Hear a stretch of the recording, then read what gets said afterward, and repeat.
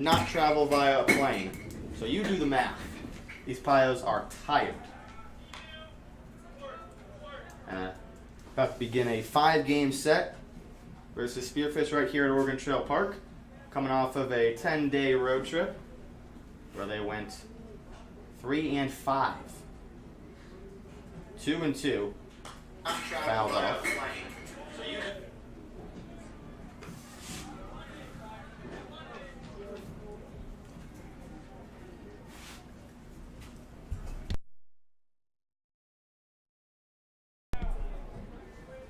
It's 2-2 from Easterland to Johnny McHenry. 6th pitch of the at-bat, Easterland deals a fastball called strike 3. And that's out number 2. So after a 4-pitch leadoff walk, Easterland has settled into this game. And a backwards K.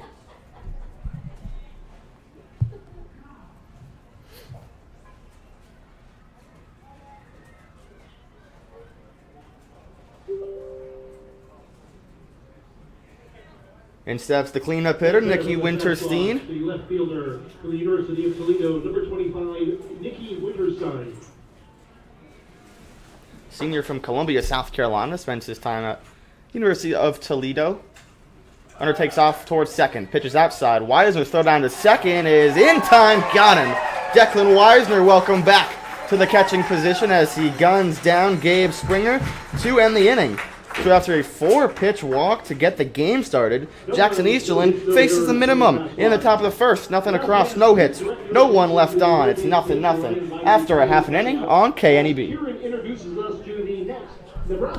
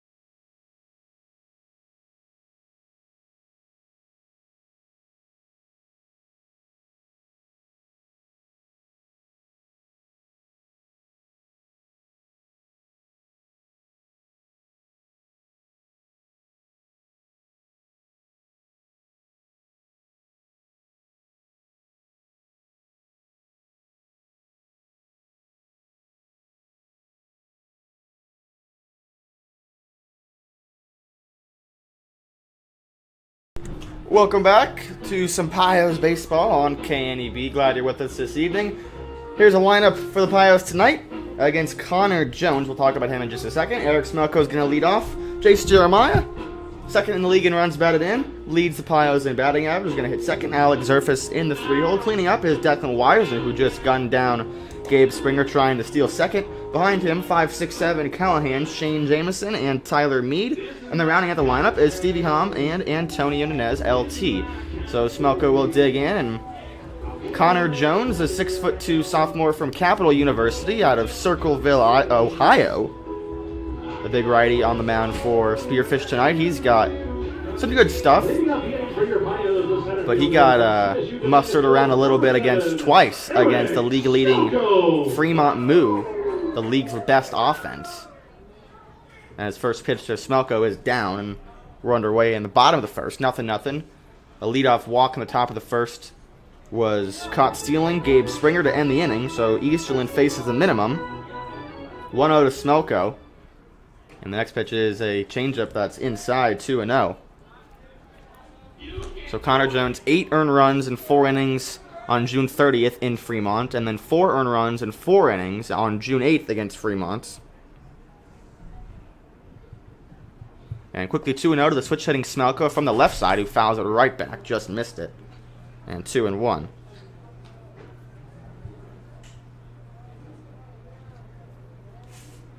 Smelko had a home run in the series against Canyon County.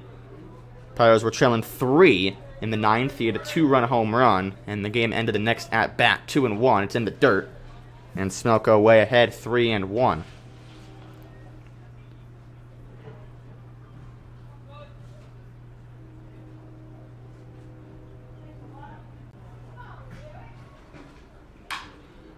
Ropes down the right field line. It's a fair ball, base hit for Eric Smelko. He's going to round second and head for round first and head for second. He's in there with a sliding double to lead off the bottom of the first. And Eric Smelko, double number 8 on the season. Extra base hit number 12. Pios in business on their first at bat. It's a leadoff double for Eric Smelko.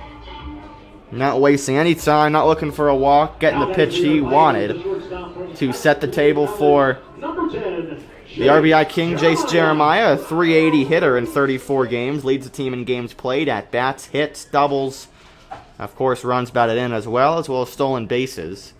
Righty to righty, Jones to Jeremiah, first pitch, swung on and sent in the air down the right field line. Long run for Vorwald, he dives, and did he catch that? He did.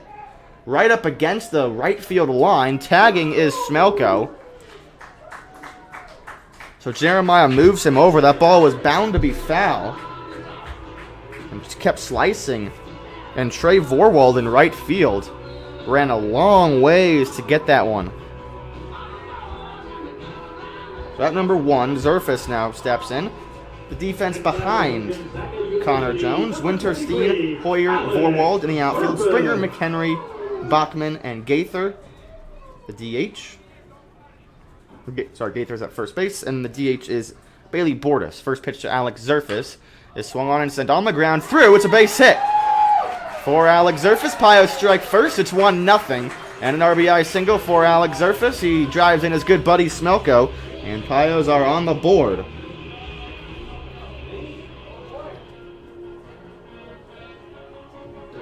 Pios not wasting any time, swinging at good pitches early in counts. Smelko worked a 3-1, got a pitch he can drive, and then drilled it down the line. Jeremiah sent a fly ball on the first pitch, and then Zerfus grounded a base hit on the first pitch. Here's Declan with the runner on first, and a 1-0 Pios lead. Jones drops in a slider right down the middle, 0-1.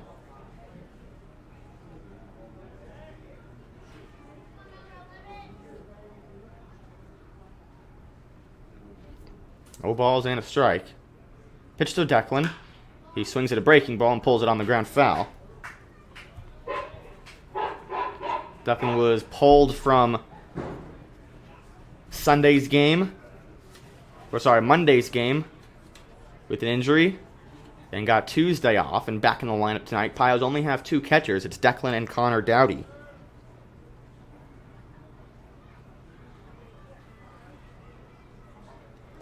And he leaves a breaking ball in the dirt, skips a little bit away from Carr.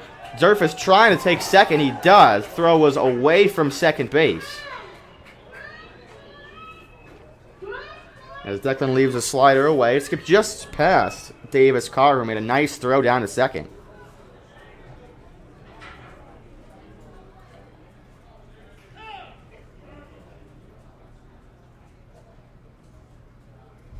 Now time being called. Sean Schott is going to chat with Connor Jones. Connor Jones was very flustered after that call. He thought the runner was out.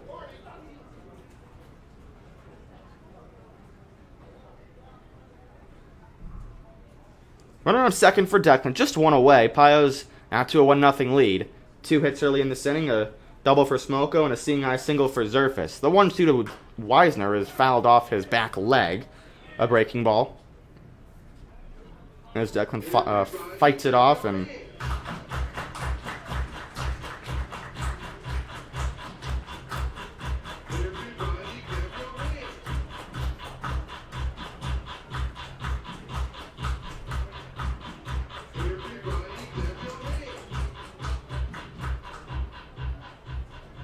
1-2 once again. Jones from the left side of the rubber takes a look at second, back towards Weisner. Kicks and deals a pitch, and Declan pulls it softly on the ground, spoiling another breaking ball.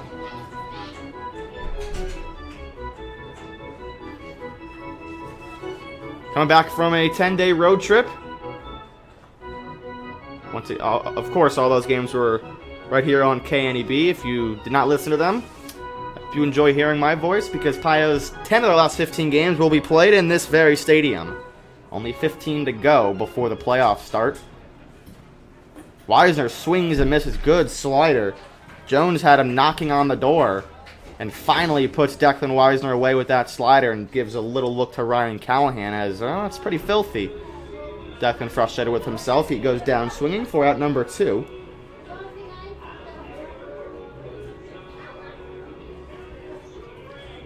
And here is Ryan Callahan. The first baseman from the University of Kansas, number 16, Ryan Callahan.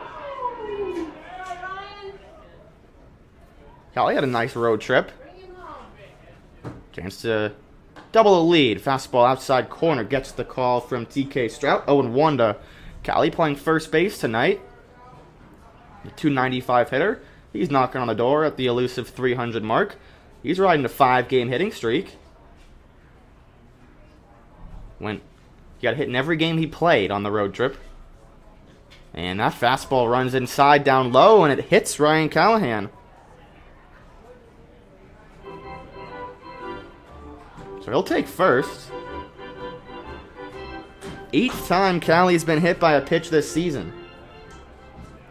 He's not doing anything particular, just Jones got away from him.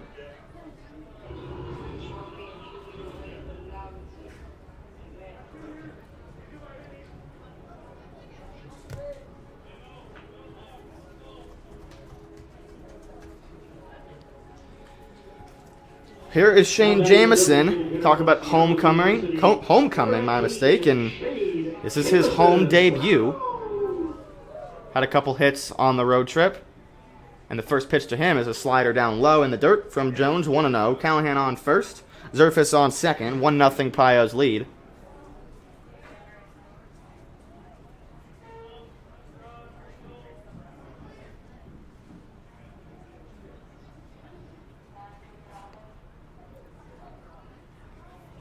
And 1-0 to Jamieson. He swings and sends a high fly ball to left center field. Going back is Hoyer. He's still going back, and Winterstein will make the catch in the left center field gap about 5 feet in front of the wall. Well, Oregon Trail, it's where fly balls go to die, if you don't know that yet. Jamieson gives it a deep ride, but he leaves 2 on base to end the first. 1 run on 2 hits, 2 runners left on base after 1. Pios in front, 1-0 on KNEB. Your Pios 1.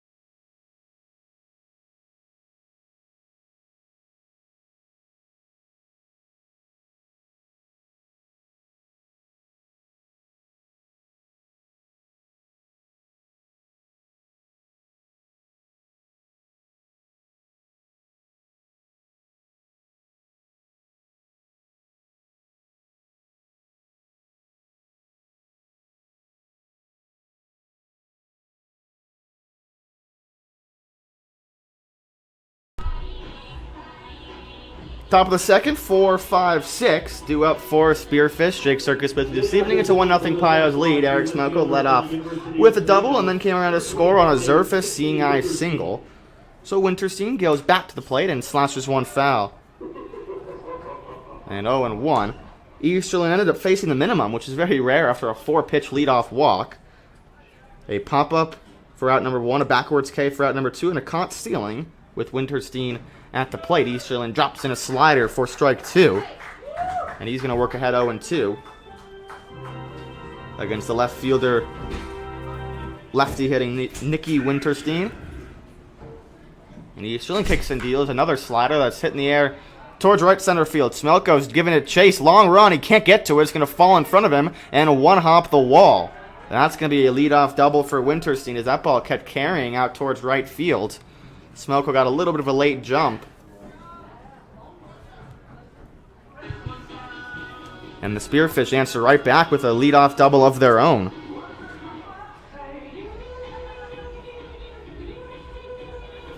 An 0-2 slider that Easterland kind of hung up there.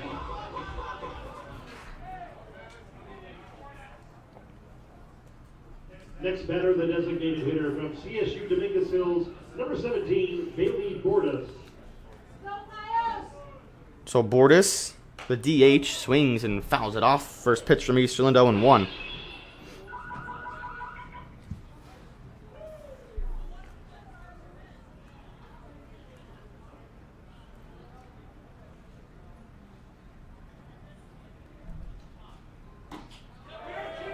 Check swing, pitch low, he went around. Another 0-2 count.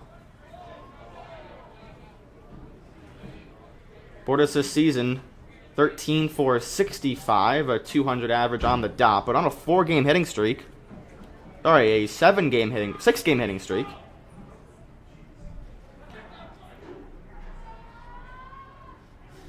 And the 0-2 from Easterland. It's sent in the air to center field. Smelko right there. Ranges to his left, makes the catch. Tagging from second to third is Winterstein. Throw gets cut off, no play. As the Spearfish keep putting the ball high in the air.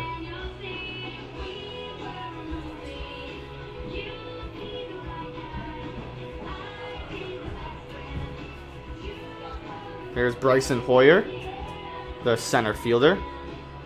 Next at bat, the center fielder from Loyola Marymount University, number 4. It's a West Coast kid, Hoyer. Loyola Marymount from Paso Robles, California.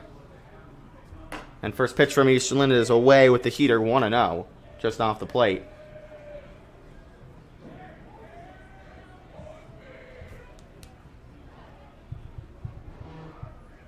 One 0 with the runner on third, 1 away, and a 1-0 Pios lead.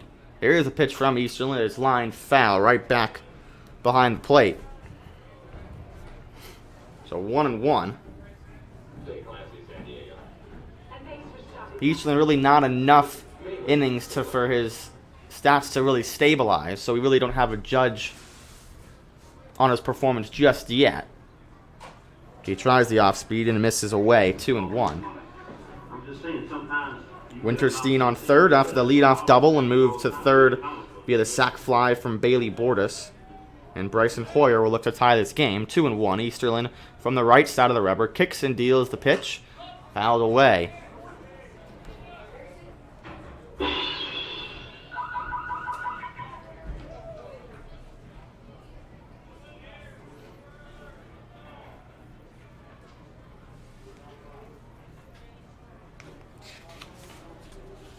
Infield playing normal. And the 2-2. It's away.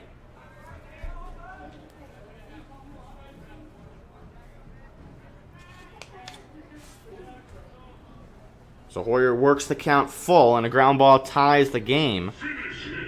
Easton looking for a strikeout here. 3-2, here's the pitch. He fights it off. Out of play. Hoyer giving Easterland a fit here, and Easterland giving him all he's got.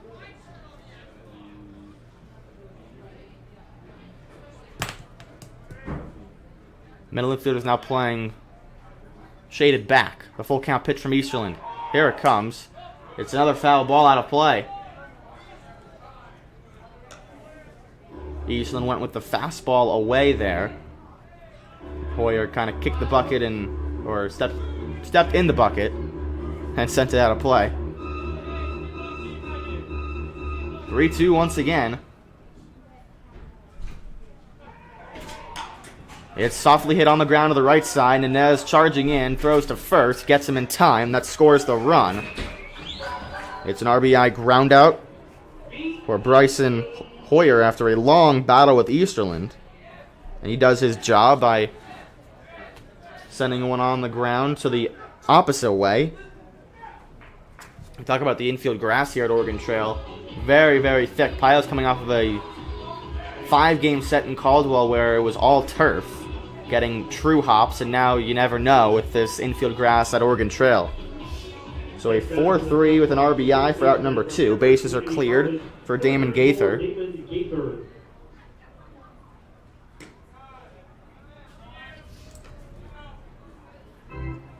And first pitch to Gaither is low, 1-0.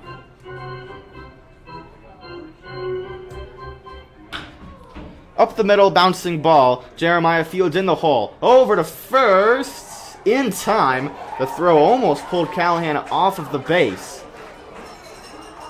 And that'll end the inning. The game gets tied up on a ground out from Bryson Hoyer. A leadoff double for Winterstein. 1-1. Bottom second coming up when we come back on KNEB.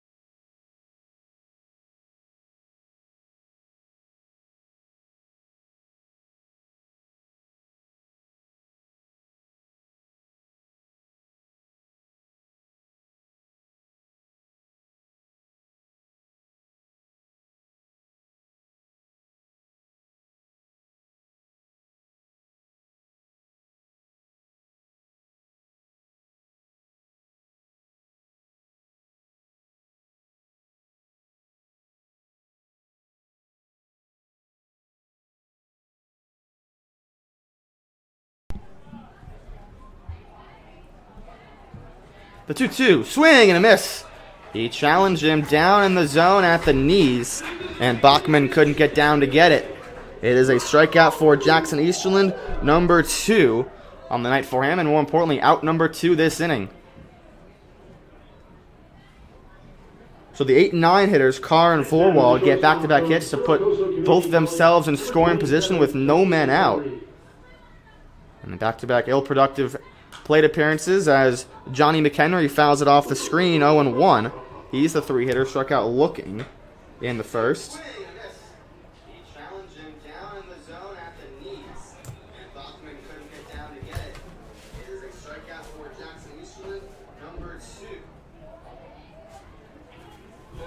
What kind of music do you usually have here? Oh, we got both kinds. We got country and western. No balls and a strike for McHenry. 2 away here in the top of the third. Spearfish are threatening and knocking on the door here, trying to take back the lead. Well, I guess take the lead for the first time. Looking to score another unanswered run against Easterland. 0-1, righty to lefty. He kicks and deals. Here's a pitch. He's late and slashed foul towards the left side as McHenry is hitting from the left side.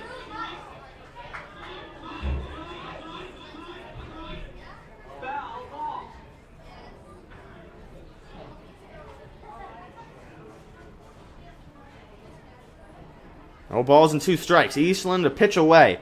Here it comes. It's a changeup down. Good take from McHenry. As Eastland giving him the pulling of the string, and McHenry didn't pull the trigger. It's what's for dinner. Now we've seen Eastland go back to the fastball after missing the breaking balls. We'll see what he does on the 1-2. He does throw the fastball and it misses just down. About a couple inches up from McHenry's ankles. Evens the count at 2 apiece with 2 away. Carr on third, Vorwald on second, and a tie ball game top of the third.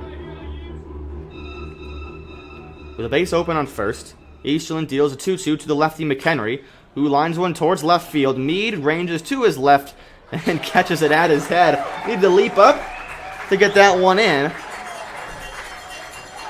And he makes it look hard, but nonetheless, Easterland strands 2 leadoff base runners, 2 base runners in scoring position. We go to the bottom of the third. It's 1-1 here at Oregon Trail Park on KNEB.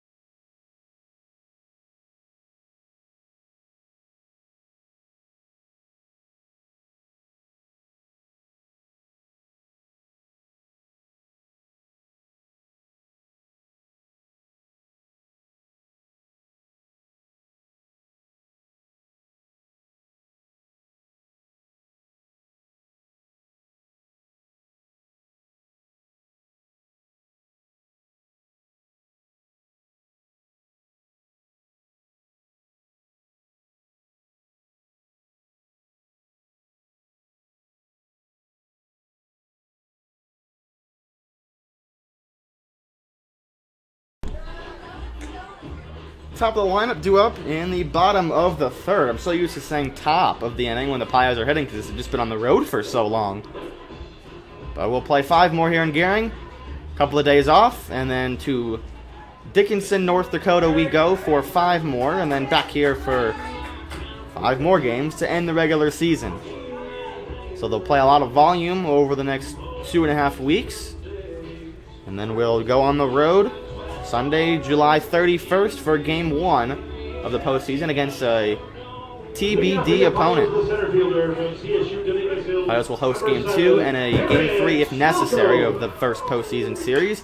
As Smelko swings at the first pitch he sees, pops it straight up to the right side. Bachman from second base will make the catch. And one pitch, one away. Smelko retired.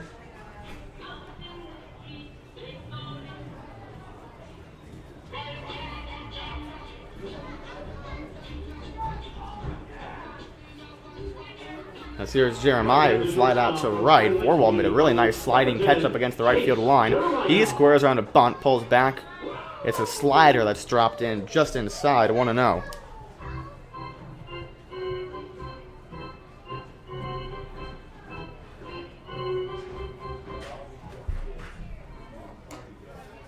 There's the strike. A little outside. Could have gone either way. We saw some little poor umpiring in Caldwell over the last couple of days. 1-1 to Jeremiah. He takes one inside, but a strike. But pretty big strike zone to Jeremiah here, as he's down 1-2.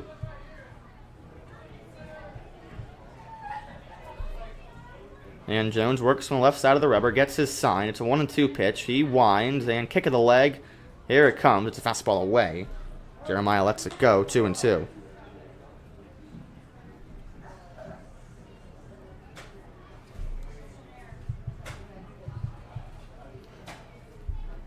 The 2-2 swung on and missed. Jeremiah way out in front of that breaking ball. And he looks back at TK Strout, the home plate umpire, and says, well, it shouldn't have been 2 strikes there. But nonetheless, Jeremiah down swinging. Good slider from Jones. It's been there for him all night. Throwing it for strikes, throwing it away, getting whiffs, getting tons of chases. He's been locked in thus far since the leadoff double for Smelko. It's been the only hard hit ball. As here is Zerfus, who is responsible for the lone RBI for the Pios side tonight. He takes away 1-0.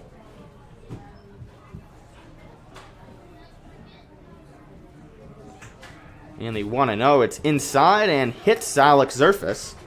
So another hit by pitch from Connor Jones. That's number 2. Pios have a base runner with 2 away.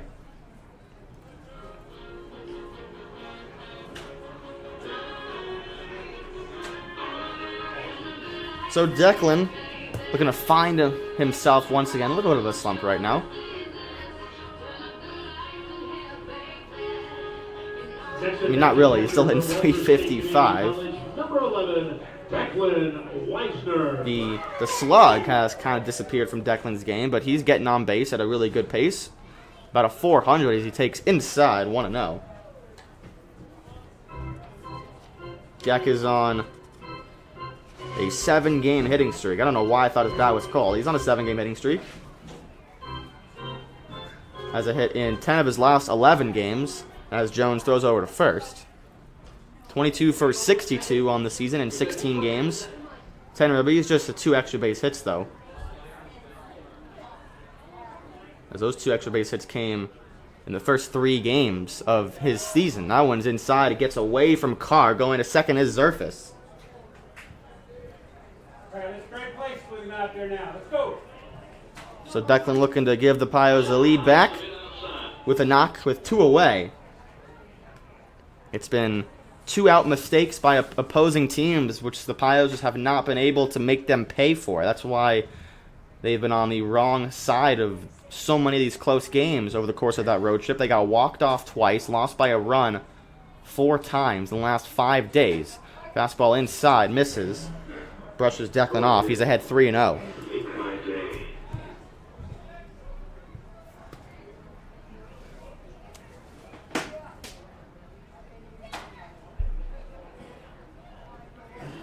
Pretty bright green light here for Declan. And the pitch is just on the inside corner. Gets the call, 3-1.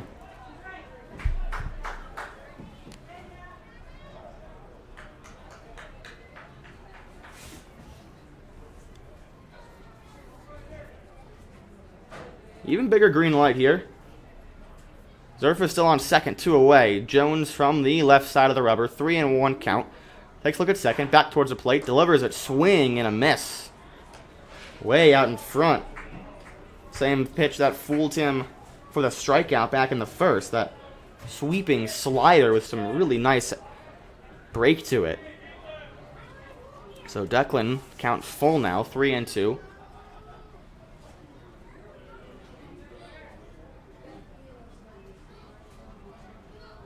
And the pitch. Swing and a miss. Got him to chase again. A fastball that ran inside. So Connor Jones, a couple of strikeouts in this inning, leaves the go-ahead runner on second base after 3. It's still 1-1 here at Oregon Trail Park Stadium. This is Pios Baseball on KNEB.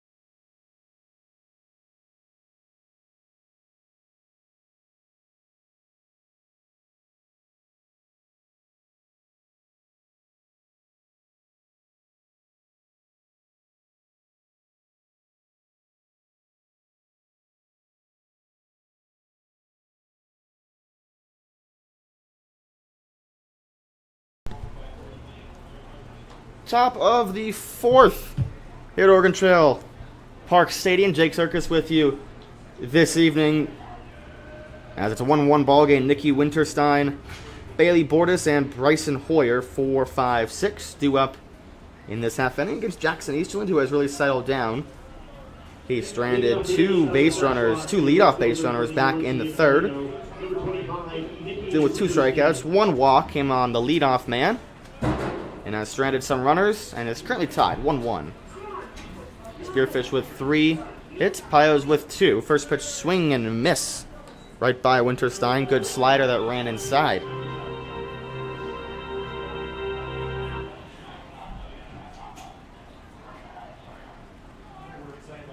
And the next pitch, that's going to be a base hit into right field. Right through the hole, hit very hard. A leadoff base runner once again for Spearfish. 3rd time in 4 innings they've got the leadoff man on. And the middle of the lineup will look to do the damage against the young buck, Easterland.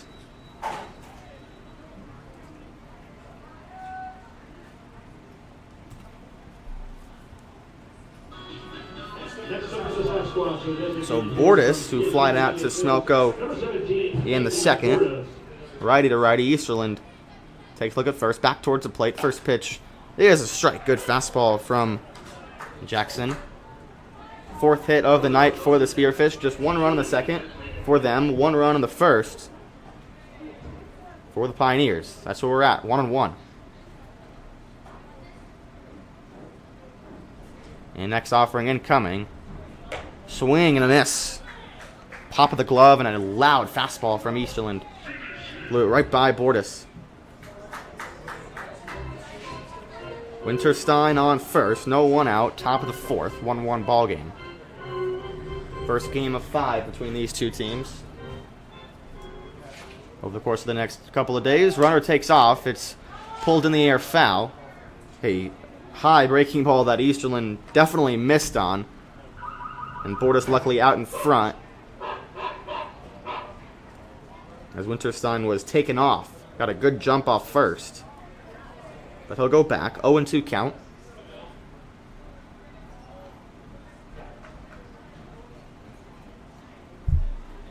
And Bordas will step back into the box.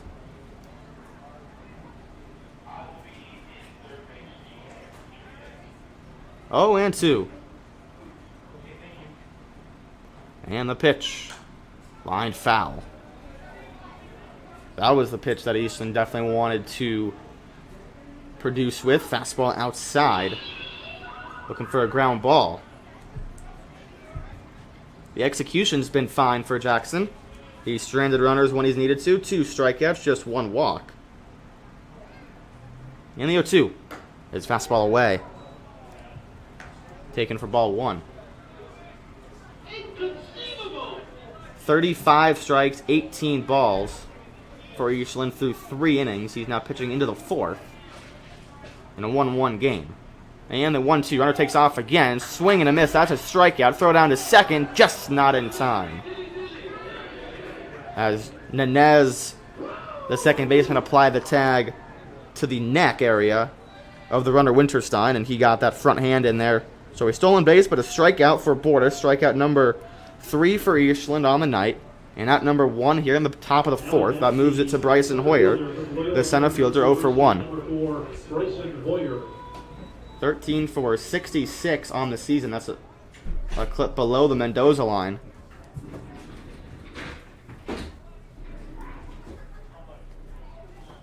Runner in scoring position with 1 away. And Eastland's first offering is a fastball that just misses the black, 1-0 on the outside half.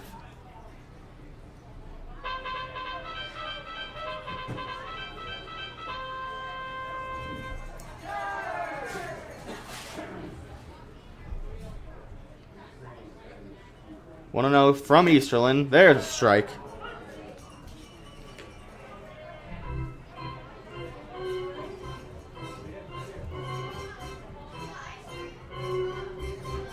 The standings are very cluttered as Spearfish is currently in first in the Great Plains division in the second half.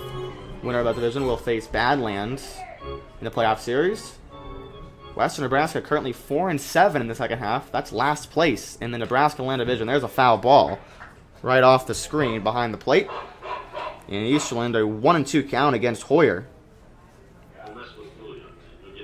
Hoyer from LMU out of Paso Robles, California, a West Coast kid. Runner on second is Nicky Winterstein. And the 1-2 offering from Eastland is driven high in the air to left center field. It'll send Ty Mead back, still back out the wall. It is going to be gone. That's a 2-run home run for Bryson Hoyer. And the Spearfish Sasquash take their first lead of the night. It's 3-1. As Easterland struggles with 2 strikes continue. As he left that breaking ball right down the chute.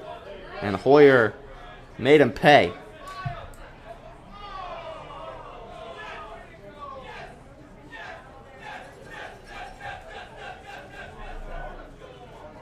It is 3-1 and a big fly for Bryson Hoyer. His first of the season.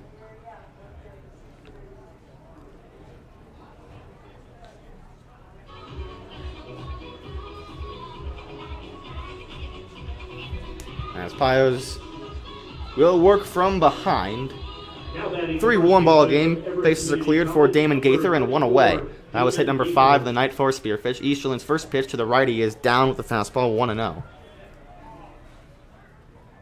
And an already depleted bullpen for Tony Garcia.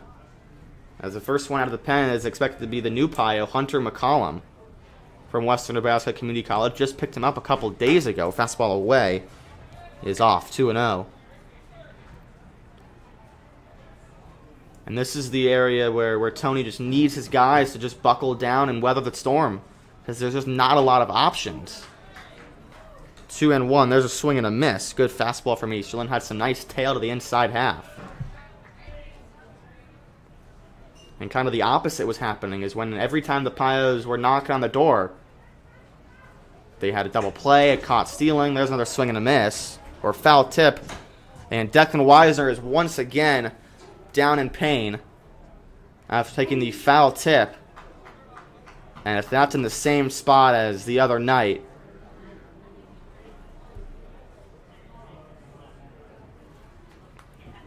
As Tony comes out, Declan Weisner slammed his mask down in immediate frustration. He was pulled from the game a couple nights ago in Caldwell with an injury. He's standing up. The trainer's going to come out. As Declan Weisner is going to tough it out and stay in this game, even though he's in a lot of pain. Hope he's wearing a cup. It was a foul tip.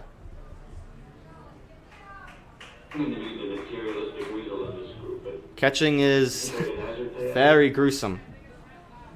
You don't say. 2-2 with one away. Damon Gaither, the righty.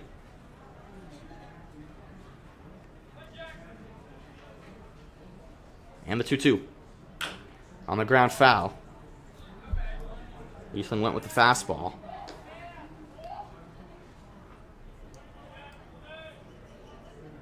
Three of the 4 losses the Pios had against Caldwell were by 1 run. They got walked off attempting to sweep in Laramie. Swing and a miss. There's a good slider from Easterland. Best pitch he's thrown. And strikeout number 4 for the young buck. And one thing that Tony has tried to tell these players, especially the young pitchers, is that like we're going to hit. You know, you find yourself down 2, just battle. You know, get us back in the dugout. You know, these are the biggest spots immediately following giving up a big hit, and kind of how you react and how you follow it up. And good from Eastland getting that strikeout. First pitch to Davis Carr misses down with the fastball, 1-0. And especially when there's just not much in the bullpen available. You got to get length from these starters. And another miss from Eastland there, 2-0. So we're expecting to see the new Pio, Hunter McCollum, first out of the bullpen. Then Ignacio Reynoso, I believe, is also hot. 2-0, here's the delivery. It's swung on and missed. There's a fastball. Right by Davis Carr, who singled and was left on third last inning. It's 3-1 Spearfish after the big home run from Bryson Hoyer that scored himself as well as Nicky Winterstein, a leadoff single. 2-1. Away with the fastball, 3-1.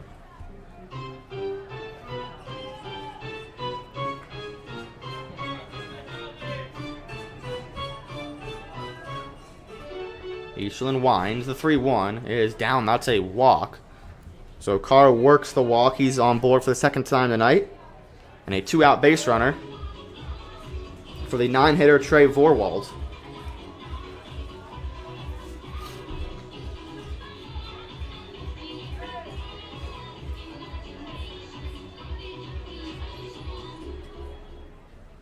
Next at bat for the Sasquash, the right fielder from Lincoln College, number 3, Trey Vorwald doubled right over the head of Eric Smelko in right center field in the third. And that's when Eastland got the 1-2-3 hitters out back to get out of the inning. Here's a bouncing ball to short. Takes a big hop over the head of Jeremiah. Tough break into short left center field. Going to third is Carr. And that was a tailor-made ground out that Jeremiah just didn't see coming. As there's that gearing grass that just popped straight up. Jeremiah's like, what do you want me to do, man? And a really tough break. That's a fluke single on a routine bouncing ball. And we go from being out of the inning to now the top of the order having runners at the corners. Top of the order, third baseman from Stanford University. So they have Jackson Easterling cornered here with 2 away in the top of the fourth, looking to extend this lead that they took over this inning. There's a changeup down. First pitch is low, 1-0. And there was absolutely nothing that Jeremiah could do there. It was hit right at him. He couldn't get in front of the lip. He would have had tons of time to get it to first. Now the fastball down, 2-0. Base is open. They can set up the force out anywhere. Springer walked to start the first and then grounded out to Callahan in the third. It's a 3-1 ball game. This is the K-Man, so the fans want to strike out here. Runners at the corners, 2-0. Here's the pitch from Easterland. He gets it over in there for strike 1. Still finding his footing for some college ball. Very, very young. Him and Dylan Haslett, the two Oakland kids that joined the team about a week ago. They went on the trip, the 9-day trip, so about a week and a half, 2 weeks ago. 2-1 from the stretch. It's grounded to the pull side, foul down the first base line. And it seems like, maybe that's because we just got done playing on turf for 5 games, but this grass is so thick, and anything on the ground is just immediately tallied soft, as hitting it soft. 2-2 from Easterland. He kicks the leg. Runner takes off towards second. It's fouled off. A soft flare right into the seats behind the plate. And we'll do it again, 2-2. So, not sure Declan Weiser, after getting hit once again in that same lower body area that is non-PG. Not sure how eager he is to get out of his stance to try to throw down to second to get another runner trying to steal. But it's Vorwald on first, Carr on third. A 2-2 pitch from Easterland. Kicks the leg and misses low, and that hits the foot of Gabe Springer. That'll load the bases, and another 2-strike mistake. He is going to send Trent Kiefer out from the dugout to come chat with the young buck with the bases loaded. Eastland had a pitch to work to toy around with there. He just overthrew the fastball and just spiked it.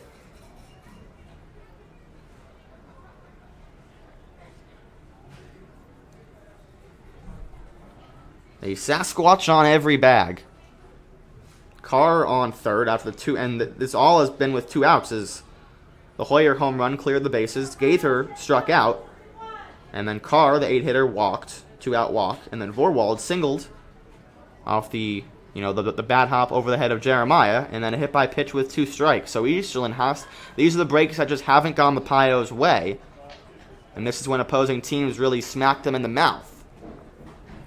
That's been the theme recently, really ever since the Pios got back after winning the Nebraska Land Division in the first half. It's just been a big hangover for them. The big hit hasn't been recorded. The big stop hasn't been recorded. And first pitch up and in, some chin music. Backs Ryan Backman off the plate. 3-1 game after the home run a couple of batters ago. Drove in 2 off the bat of Bryson Hoyer. First game back in gearing in a week and a half. Pios looking to get out of this inning without any extra damage. 1-0. It's away. So after the home run, the throw down to third is going to get into left field. That's going to score 1. Declan tried to backpick Carr at third and just sailed the throw. And a huge, costly mistake gives Spearfish an extra run. Everyone else advancing a base. Vorwald going to third, Springer to second. And it's 4-1. 3 runs across this inning. It's been 4 unanswered runs for Spearfish thus far. It's a 2-0 count to Bachman. Here's the pitch. Inside corner, gets it. 2-1. Nice fastball from Easterland. He's now back in this count. Just a really crucial mistake from Declan, who rarely ever makes those. I mean, kid's been through a lot with the injury, and it looks like he might have re-injured that same spot. Just not feeling it right now. 2-1. That's driven out towards left center field into the gap. Meade on the run. He tracks it down. Ty Meade saves 2 runs with a great jump on that line drive that was scorched out towards left center field off the bat of Bachman. 3 runs on 3 hits, 1 error. 3 runs, 2 of them unearned. We go to the bottom of the 4th. Pios chasing 3 on KNEB.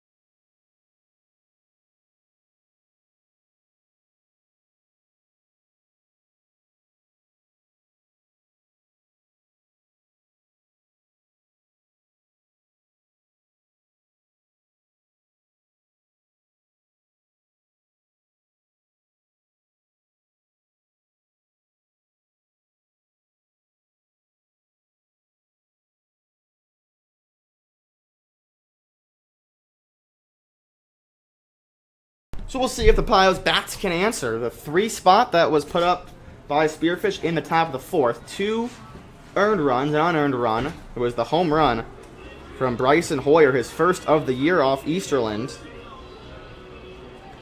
And then the Spearfish Sasquatch reloaded the bases with 2 outs with their 8, 9, and 1 hitters. And they should have been left loaded, but with 2 outs, Declan Weiser sailed a throw to third that trickled into left field to score the 3rd run. And here is Callahan, who takes one at the back foot. Almost hit him again. Callie got hit in the front foot with a fastball in the 1st.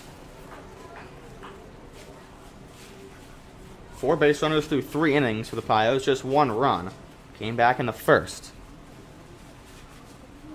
As Callie swings through a changeup. Good pitch from Jones. 1-1 the count to the Kansas Jayhawk. Jones winds it up, kicks and deals, and he grooves in a fastball away, 2-1. So Jones not lighting up the radar gun as, you know, teams like Fremont really have gotten to him, but no trouble yet with the Pios. Just 1 or 2 hard hit balls, just 1 run through 3 innings. As Callie takes down low, 3-1 ahead in the count, hitters count. Now, if you're Callahan right here, you haven't seen really a good pitch yet to hit, as he's looking for one thing only, that's a fastball grooved. Anything else, he's going to take it. 3-1. He gets a fastball that he can groove, drives it towards center field, going back Hoyer, but it's right at him. As Callahan puts a charge into 1, but right at Bryson Hoyer for out number 1. Not the place you want to hit at Oregon Trail Park is that deep right center field. Dimensions here are 320s down the line, 362s in the gap, and then a respectable 385 in dead center. And where Callahan hit that deep into the right center field gap is about 380 feet. It's not enough of a poke to get it over the head of Hoyer, as Jameson swings the first pitch he sees and fouls it right back. Jameson from Seattle U.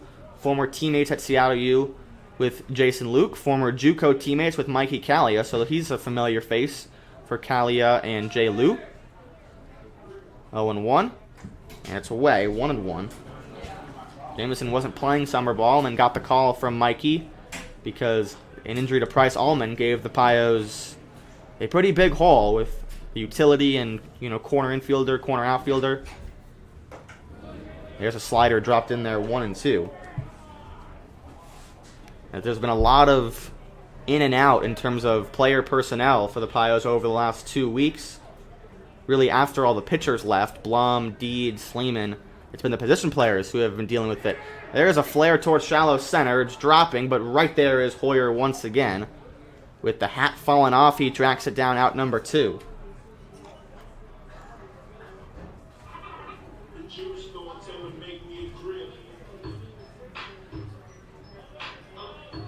Since that's Ty Mead, who struck out in the 1st.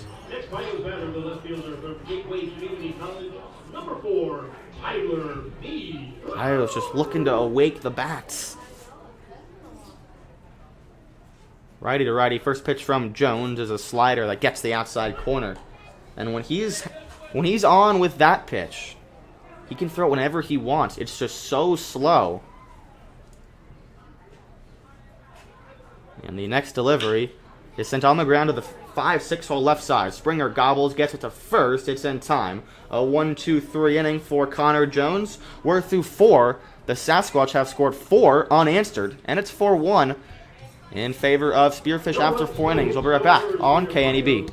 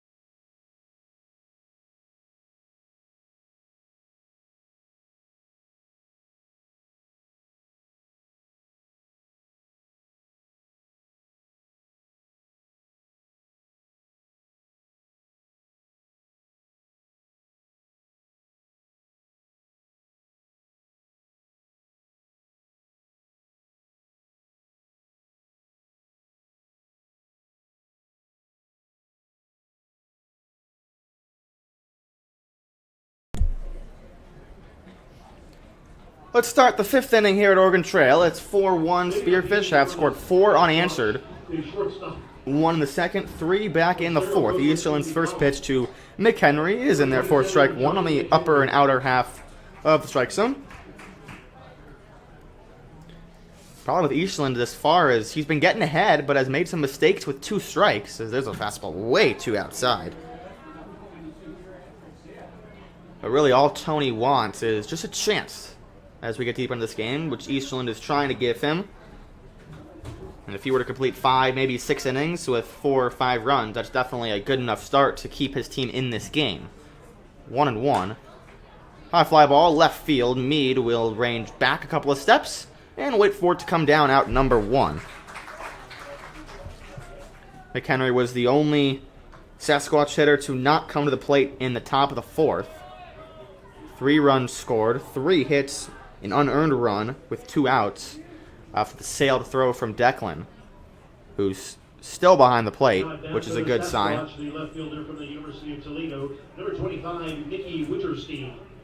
As Winterstein has scored twice, has 2 hits in the cleanup spot. Righty to lefty. Easterland's first pitch is down 1-0 with the fastball.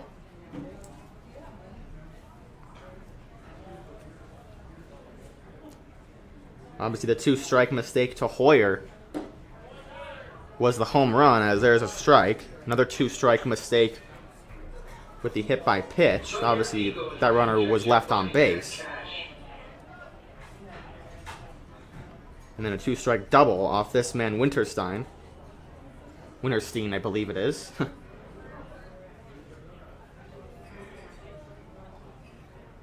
think it's Stein. 2-1, fastball low. If any Sasquatch parents are listening, please tell me if it's Stein or Steen. I asked head coach Jarrett Hunt before the game, and I didn't write it down. 2 balls and a strike. I'll call him Nicky for now. 2-1 from Easterland is upstairs top shelf. Fastball 3-1.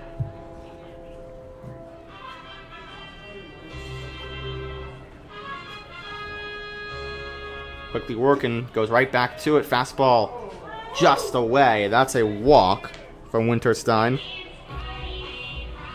He's aboard with 1 away. 4-1 ball game. Spearfish in front. And Bailey Bordas digs in, who's 0 for 2. Now batting the designated hitter from CSU Dominguez Hills, number 17, Bailey Bordas. And Eastland's first pitch is a hard fastball swung on and missed.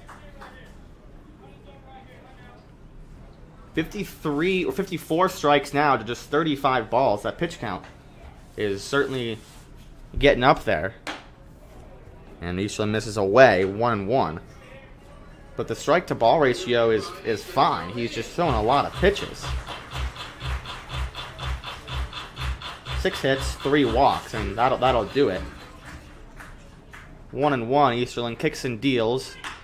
It's driven towards right center field. Zerfis on the run. He's not going to be able to get to it. That's going to one-hop the wall. It's extra bases for Bailey Bordas. Rounding third, here comes Winterstein. The relay home is not in time. It is an RBI double for Bailey Bordas. It's his first hit of the night. Sasquatch lead 5-1, and that's going to do it for Jackson Easterland. It's going to be Hunter McCollum first out of the pen to try to keep this lead where it's at. A 1-out RBI double for Bailey Bordas. And it's 5-1 Sasquatch. We'll be right back. The run's a pitching change when we come back on KNEB.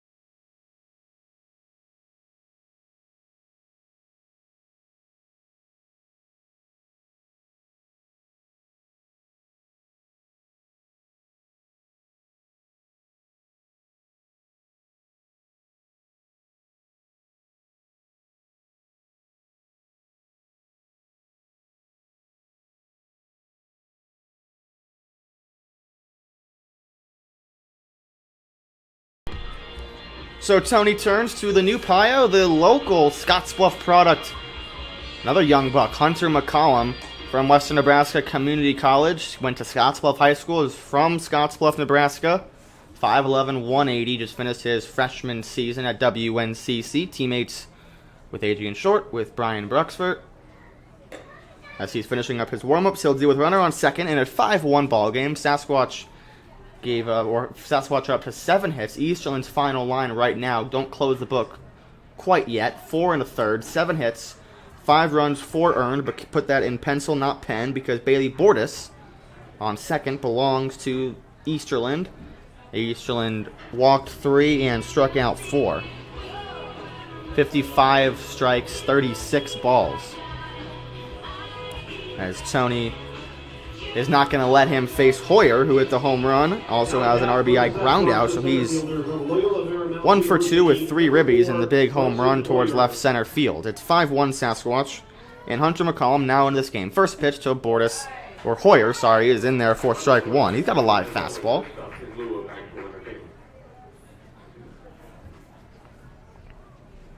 We are in the top of the 5th. 5-1 ballgame. Pios with just 2 hits. McCollum kicks and deals, drops in a slider that's sliced foul. Fastball slider so far. That's all we know so far. That's all we know. We'll see. We'll give you a scouting report when we have one.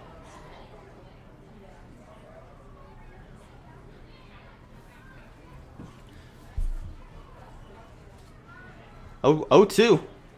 It is a heater inside. Not a bad pitch to try to jam Hoyer, getting a little eager, but he lets it go.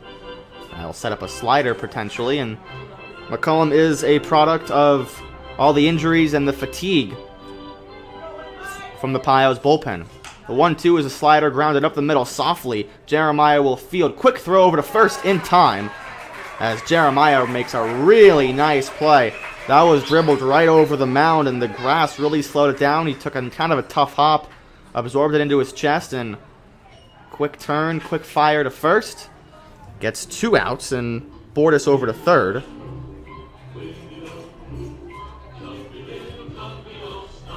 There's been some problems with the Pios recently, but the defense hasn't really been an issue, especially the middle infield with LT, Lopez, and Jeremiah, who have done so good. Slider to Gaither just misses away. It feels like that's been a strike most of the night, as McCollum now getting pinched a little bit. 1-0 is slashed out of play, high in the air, 1-1. Gaither 0 for 2, a ground out and a strikeout. It's 5-1, and the young righty McCollum looking to keep it that way. Obviously, it doesn't matter unless the Pios bats get hot suddenly. 1-1. Front door slider, nice pitch. As McCollum looks comfortable so far with the fastball slider combo. Really, that's all you need. Long to throw both pitches for strikes. Just ask Spencer Strider of the Braves. 1-2 on the ground, right to third. Hom will gobble, double pump, and over to first as Hunter McCollum gets into 2 two-strike counts and induces 2 soft ground outs and a fist bump from Antonio Garcia. It's 5-1. We're halfway home at Oregon Trail Park. Let's see if the Pios can heat up those bats when we come back on KNEB.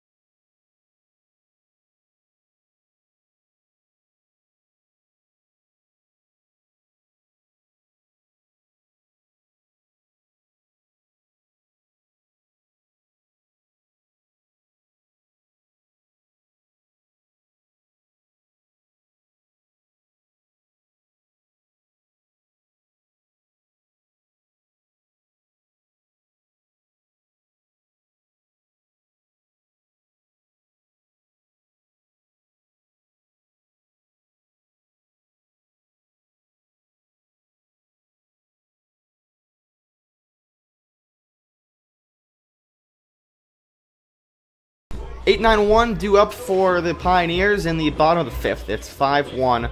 They have just 2 hits on the night against Connor Jones, 6'2" sophomore from Capital University, as he has taken this slider of his deep into this game, now pitching into the 5th. Really hasn't really been in any trouble. It was a leadoff double for Smelko. He came on to score, and that's it. The 2 hits for the Pios came in the first inning. Smelko and Zerfus that manufactured that 1 run, and he drops in that slider, first pitch to Hom. And at one point, that's a strike. At one point, you got to start expecting it and start to respect it and have to be able to hit it. Because, you know, if he continues to pound that slider in, every hitter is going to be behind. 0-1 to Hom. He takes one low in the dirt, 1-1. Hom lined out towards left on an 0-2 count. He got the fastball on an 0-2 count back in the second and just missed an extra base hit. No one needs a big hit more than Stevie Hom right now to get that confidence back up. 1-1. Slider misses away, inside and up. 2-1. Now Hom raked at the JUCO level this year.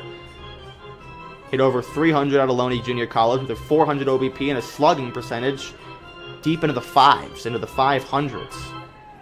He can really swing it. 2-1. And takes a fastball that misses away. Carr had trouble receiving it, might have gotten crossed up, but Hom now a 3-1 count as a leadoff batter. Has to be super eager to get a fastball here.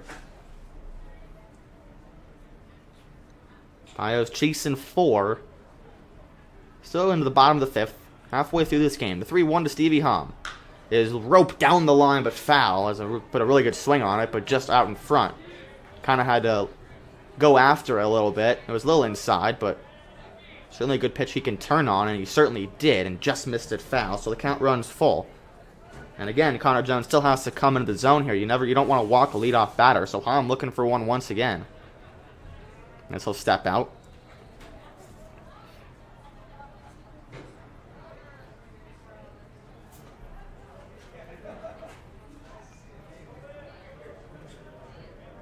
Jones comes with the 3-2 pitch, and Hom fights it off.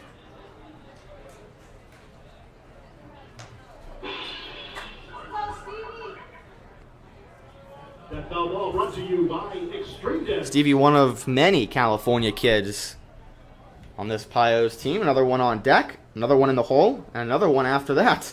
Hom, Nanez, Smelko, Jeremiah, all Cali kids.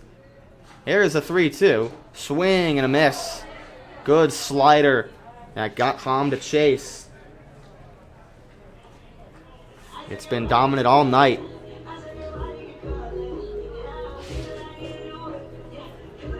It's been practically unhittable. Pios don't have a hit on it. Smelko took a 3-1 fastball into the right field corner. Zerfus took a first pitch fastball on the ground in the left field for that RBI hit as Nanez takes the heater on the outside corner, 0-1.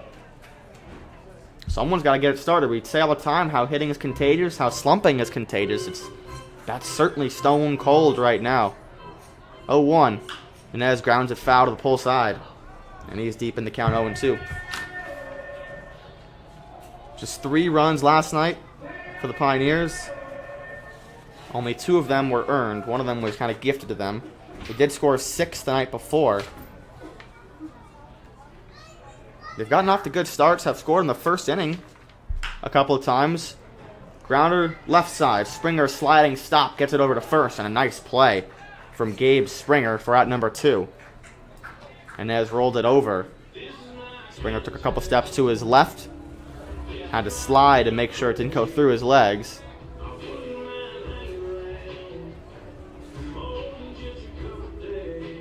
And you hear that music? It must mean that Eric Smelko's at the plate. Really, the only hard-hit ball the Pios have had tonight came on the first at-bat. In the bottom of the first. As Smelko roped a double down the right field line. And first pitch to him is a really slow slider that just falls in the strike zone. Last time out for Jones, 6 innings, 2 earned run ball against Canyon County as Smelko cracks the bat on the line to short. McHenry drops it down to one knee over to first, not in time. Smelko beats it out. and certainly an E6, as that was a routine line out. Smoko didn't hit it a whole lot, as it was lined right towards McHenry. It just fell out of his glove. Not enough time to regather and get it over to first. So we'll see how Andrew scores it. I would score that in E6. I don't know how you don't score that in air. And it is an E6. Smoko was out in front. Another good changeup. It's been a fastball changeup and that really good breaking ball that Jones has had working tonight. First pitch slider misses away, 1-0. It's very, very slow. Now, he doesn't really throw hard with the fastball, so that the slider has to be slow for the deception. As they'll throw over to first, nothing doing. Oh, we almost had it. You're going to be quicker than that. 1-0 to Jeremiah, who's 0 for 2, a strikeout and a flyout. Smoko off first, 2 away in a 5-1 ball game, bottom of the fifth. Jones from the slide step catches the outside corner with a good fastball, 1-1, and really he hasn't been behind at all. Every time he misses with the slider, he just comes right back with the fastball, and the Pios really, Smoko got aggressive on 3-1, Zerfus got aggressive on the first pitch, and other than that, no one's really being that aggressive, and credit to Jones, he's been locked in. There's a slider that Jeremiah lifts in the air to center, well hit, but right there is Bryson Hoyer, and 4 come to the plate. No hits. An error is left on first base as the Pios go down scoreless. After 5, it is 5-1. Sasquatch out in front. You're listening to Pios Baseball on KNEB.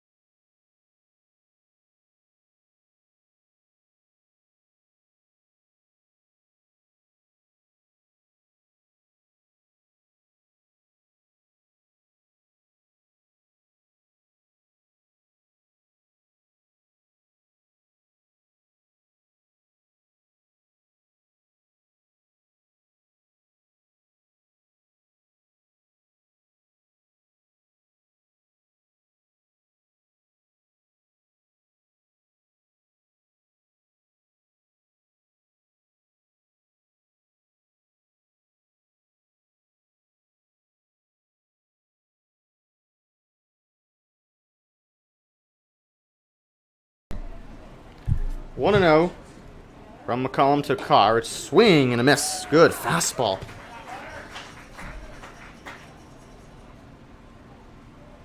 Carr has reached base both times and scored once.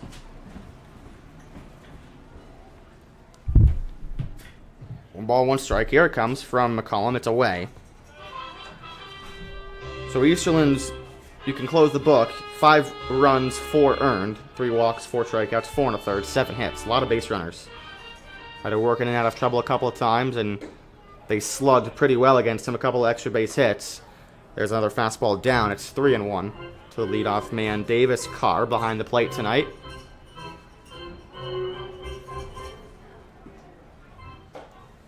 Swing and a miss. Another good fastball.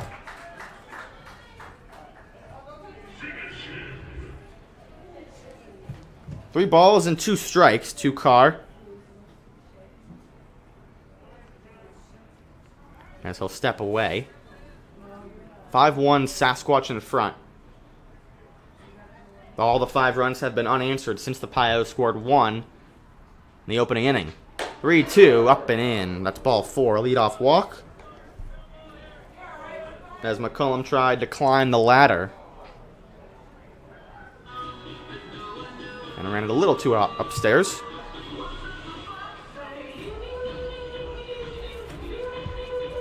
So the 9-hitter, Vorwald, who has doubled and singled tonight, but has yet to score.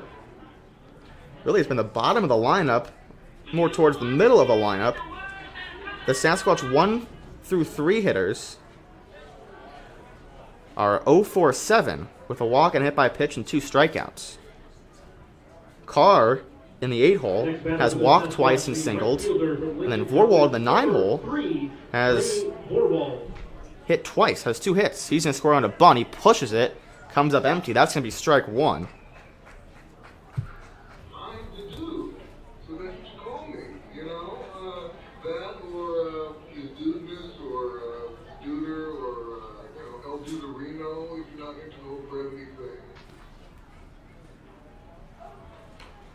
He does get the bunt down this time towards the left side. It dribbles into the glove of Stevie Hom, who fires to first in time.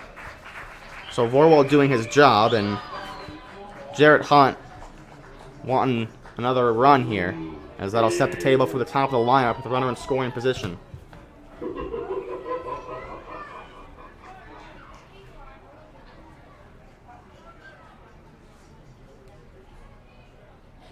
Now at bat, the third baseman from Stanford University, tonight's K-Man, number 12, Gabe Springer.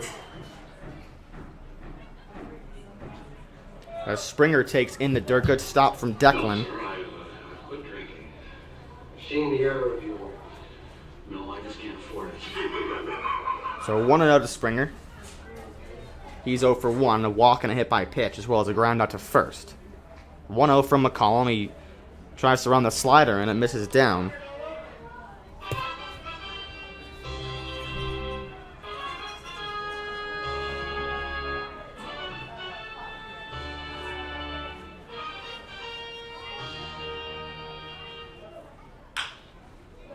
Hit hard on the ground, foul.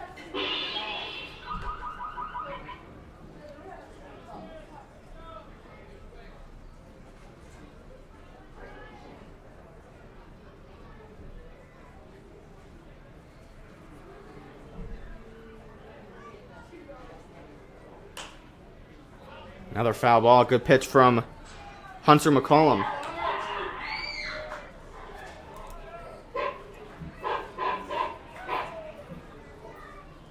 Two and two with 1 away. Carr on second after the sack bunt. So a scoring spot for Spearfish here in the top of the 6th. And it's a fastball that misses down just low towards the top of the ankles. 7 hits for Spearfish, 2 for the Pios. Both came in the first inning. And each team with an error. Pios' error costed them more, costed them a run. 3 and 2. The pitch swung on and missed. Top shelf strikeout. That's the K-Man striking now, but more importantly, that's a big second out. That's where the bunt kills you. I mean, normally you get 2 chances. Just not a... I don't know. Mathematically, it doesn't make sense. It's wrong mathematically, but some coaches don't like the math. It's fine. I mean, there's been statistical data that says giving the opposing team a free out isn't exactly best for baseball. There's a first pitch strike to Bachman, but if you've listened to enough Pios games this year, you'll know how I feel about any type of bunt. It's okay. I'm not down there. 0-1. Check swing, good slider, but Bachman able to hold up. 1-1. McCollum looks very comfortable. Has only faced a couple of batters. The leadoff walk hopefully not going to hurt him. Looking to work out of it after a big strikeout to Springer. 1-1. On the ground, a chopper to the left side. Jeremiah charges in. On the run, throw is in time to Callahan. Jeremiah flashing some leather nicely. And the young buck, Hunter McCollum, is through 1 2/3 scoreless in his Pios debut. Middle of the 6th. Pios coming to bat, chasing 4 on KNEB.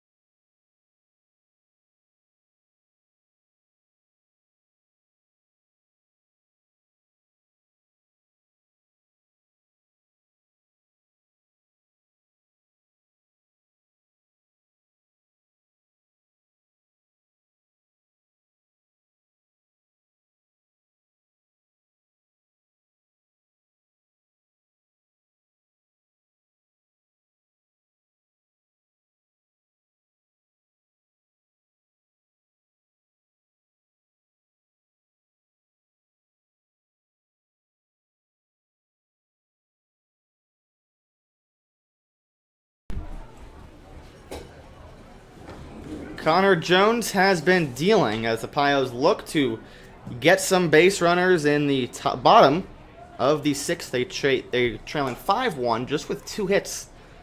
0 hits since the first inning. A couple of base runners, but all have been left on.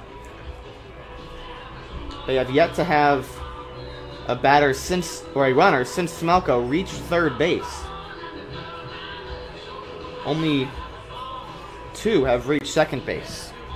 And it'll be the middle lineup: Zerfis, Declan, and Callie. University, number 23, Alex Zerfis.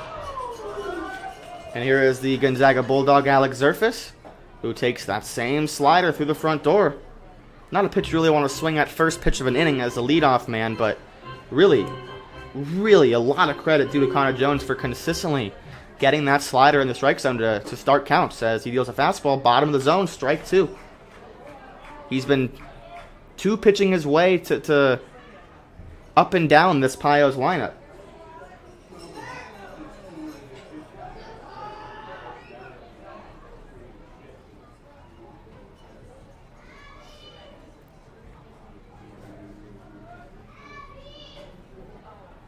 Oh, and 2, driven out towards left center field. It's going to hook right towards Winterstein, but down into the gap for a base hit. Zerfis into second. It's a double to lead off the bottom of the 6th. Looked like it was going to hang up there for Winterstein to track down and just kept carrying.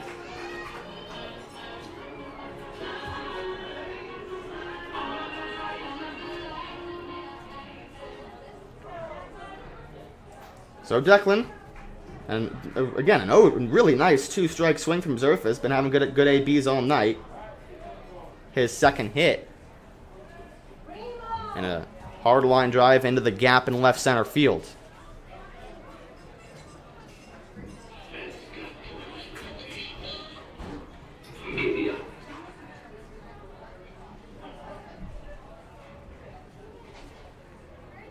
Now down for the Pios, the catcher from Walter State Community College, number 11, Declan Weisner. See if the Pios can spark a rally here. First pitch to Declan. Swing and a miss. He's been fooled by that slider all night. Good for him, though, getting aggressive, recognizing it, just coming up a little empty. 2 strikeouts for Declan. Was he second out in the first, the third out in the third. And no one out here in the bottom of the 6th. Pios chasing 4. Zerfis a leadoff double. And the 0-1. Weisner takes it low. It's right in front of Carr, so Zerfis staying where he is. Count goes 1-1.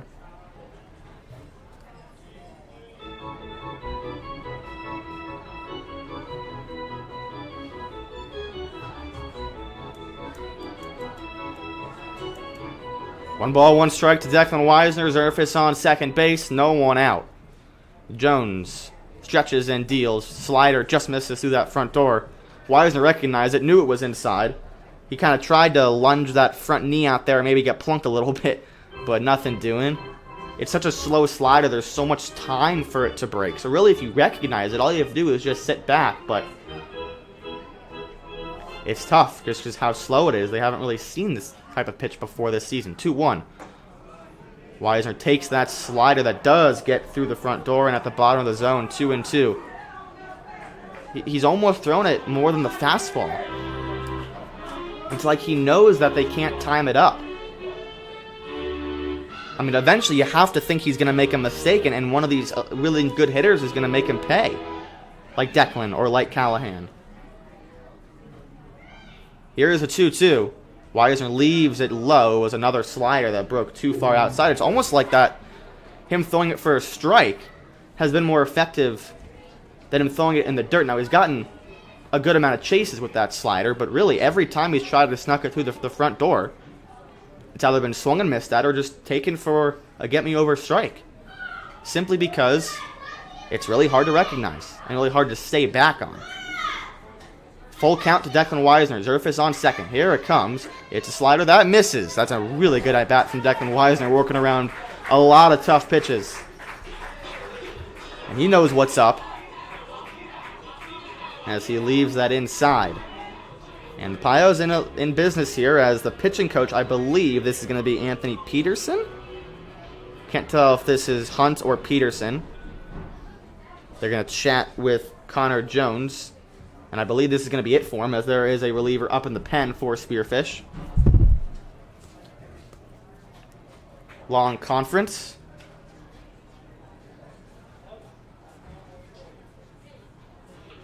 You know, I have one simple request, and that is to have sharks with frickin' laser beams attached to their heads. Now, evidently, my cyclopic colleague informs me that that can't be done. And they're going to leave Connor Jones in this game. So they're going to give him a chance to finish this off here in the 6th inning, as he has gotten himself into some trouble here. A 2-strike mistake to Zerfis that he drove out towards left center field for a double. And then a long at-bat against Declan Weisner where he didn't throw enough quality sliders. Almost got him, but just missed a couple of really good ones and put Declan on first. Here's Callahan, who put a charge into a ball in the 4th, but it hung up there out in center field. 2 on, no outs. Jones to Cali. First pitch to the lefty Jayhawk is low, 1-0. So suddenly the tying runner is on deck with Jameson.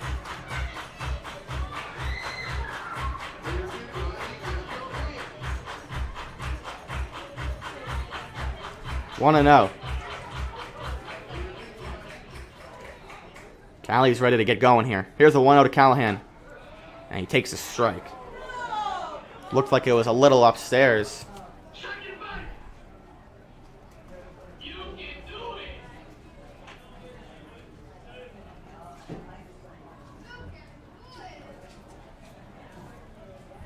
Count even at 1 apiece. Still no one out. And there's a nice slider grooved in there. Strike 2. I mean, it's just been locked down.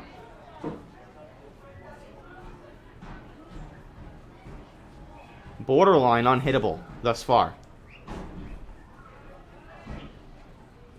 Cali in protection mode. The 1-2, he fights it off. Slider that got a little bit of too much of the plate, but Callahan forced to give it a hack and fights it off to the opposite side, out of play.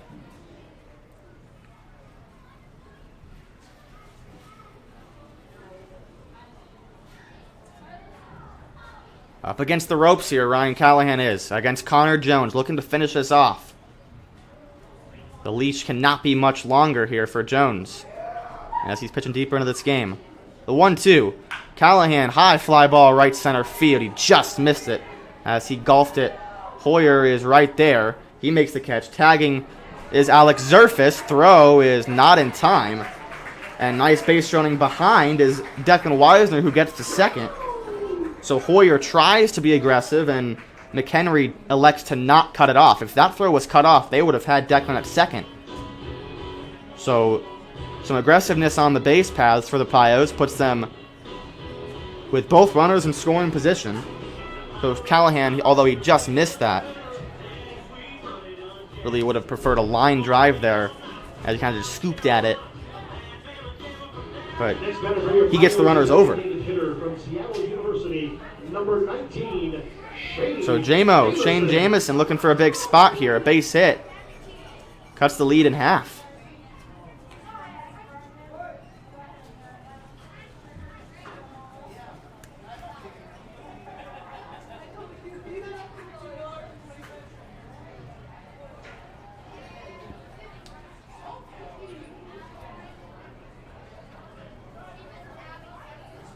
Still with just 3 hits the Pios have. First pitch to Jameson is skyrocketed high in the air to left. This could get the run in. Tagging is going to be Zerfis.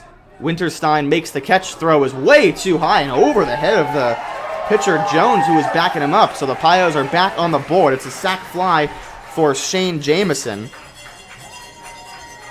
He was swinging for the long ball right there and just got under it, but did his job. It is 5-2 now.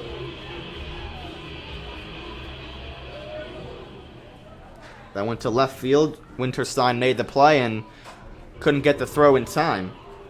That is out number 2 and an RBI for Now Shane back to left Jamison. fielder from King Wayne Community College, Weisner number 4, got to Tyler third. Meade. Here is Ty Meade looking for a base hit. And Jones looking to complete his 6th inning of very productive pitching as Meade leaves that slider away and in the dirt 1-0. Meade tonight has struck out and rolled over to third.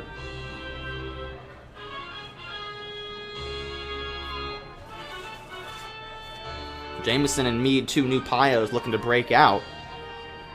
Really could use it as this lineup has just suddenly gone cold down the stretch. Meade takes the slider, good pitch. He almost pulled the trigger, but couldn't quite do it as that grooved right over the inside corner. And a perfectly executed slider to get in the strike column this at-bat. 1-1.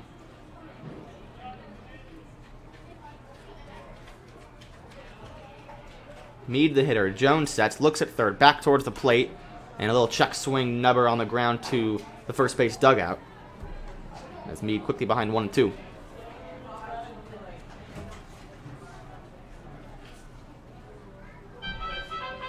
Really, when the Pios bats have gone cold against a particular pitcher, it's really been one specific thing. Now with Jones, it's that execution and command with the slider. Other pitchers have just blown fastballs by him as Meade leaves it away, 2-2.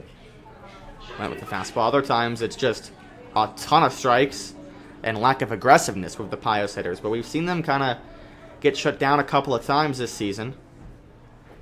Other times, they open it up. Open the floodgates up with runs very quickly.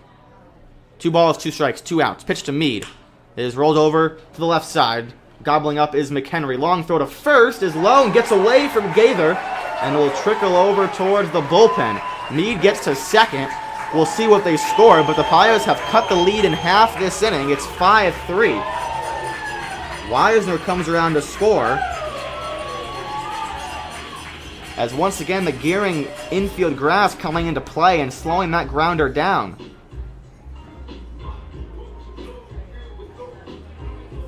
Hard to really rule that an error. A good throw probably beats him, but that's a really tough play for Johnny McHenry at short.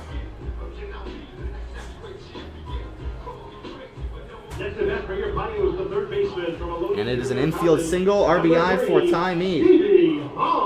And Hom now.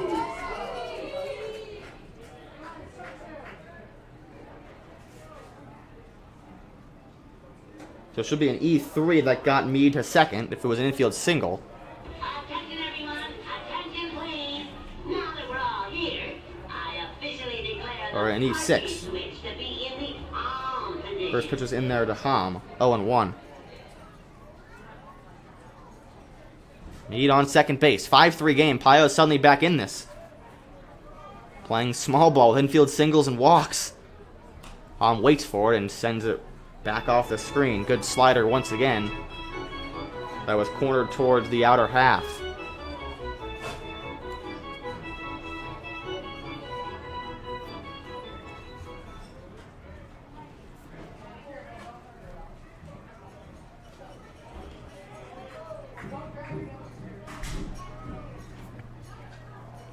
Oh, 0-2 to Hom in protection mode. Jones in line for the win. He's through 5 2/3. 0-2 to Hom. He fights it off, sends it right back. Waits on that slider.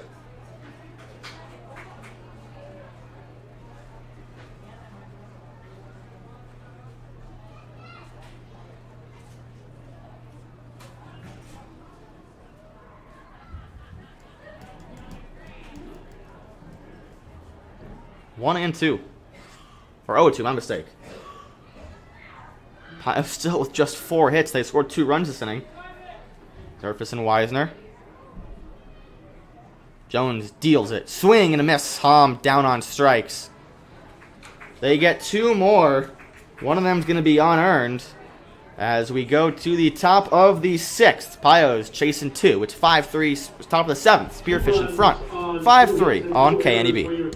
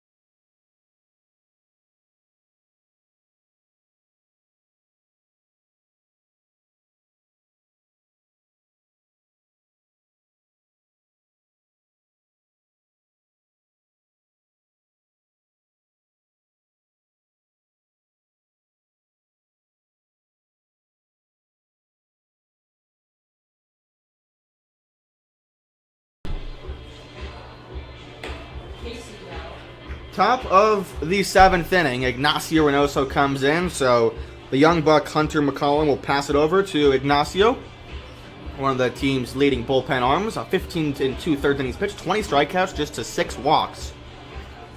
Now, it looked really impressive on July 11th. That was one of the tougher losses in Canyon County. He went 2 innings, gave up 2 earned runs, went 1-2-3 in his first inning, and then a leadoff walk. By the way, he had 5 strikeouts in 2 innings. He was really, really good.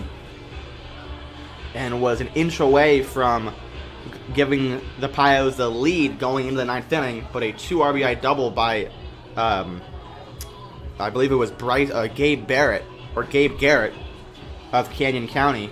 That's Eric Smelko was inches away from catching for the 3rd out, but it was a 2 RBI double. But Reynoso did look very good. He has 9 strikeouts in his last 5 innings and throws a lot of strikes. They'll deal with McHenry, Winterstein, and Bordas. First pitch to the lefty. McHenry is upstairs, so McCollum goes 1 2/3 of scoreless ball. 1 walk, 1 strikeout.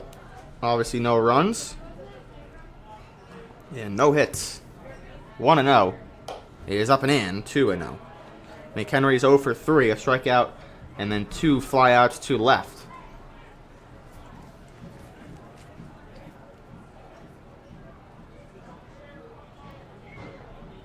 So from the Dominican Republic, Trinidad State University, 2-0, and he misses down. Tony just looking for strikes here. As you know, you might question why take out McCollum. That there aren't many arms. You got to save them all. McCollum, I believe, is going to be eligible to pitch tomorrow. Still remains to be seen if Tony's going to ask him to pitch tomorrow, but it is a 5-game series, so he's going to pitch again at some point, maybe even twice more. There's a strike from Reynoso, 3-1. But Reynoso, one of the more reliable arms out of the pen, potentially going to be asked to go towards the end of this game, especially if the Pios can't tie it up. 3-1, Reynoso deals. That's drilled to right field, high in the air. Going back is Zerfis. He will stop at the track and let it come down. That's McHenry. Really put a charge into that one. But out number 1, allowed out number 1, as Zerfis was able to track it down up against the wall.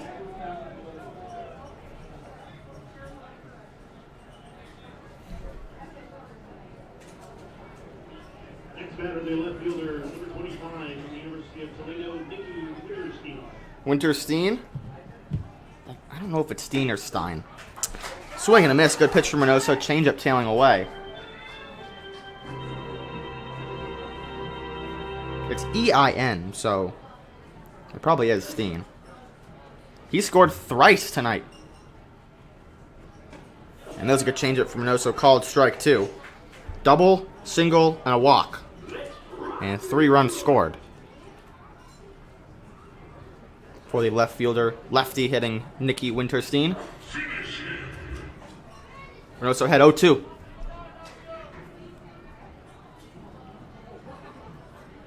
He winds, kicks the leg, and delivers. On the ground to the pull side, off of first base and over the head of Ryan Callahan, and that is another unlucky bounce. That's going to be a double. As Zerfis fields throw to second, not in time. I mean, that is just crazy. Callahan waits for it to come into his glove and just skips off of first base. Directly over his head. Nothing he can do, and a tough break with 2 strikes, too. I mean, that's just so brutal.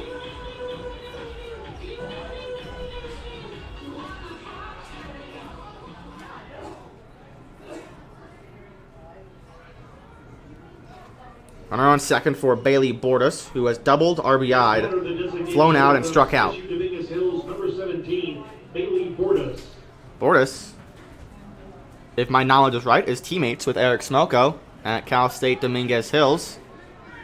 And are they going to call a balk there? They are going to call Ignacio for a balk, as that's his 2nd or 3rd balk of the year. You remember, Ignacio balked in a run way back in early June. And let's see on replay what he did.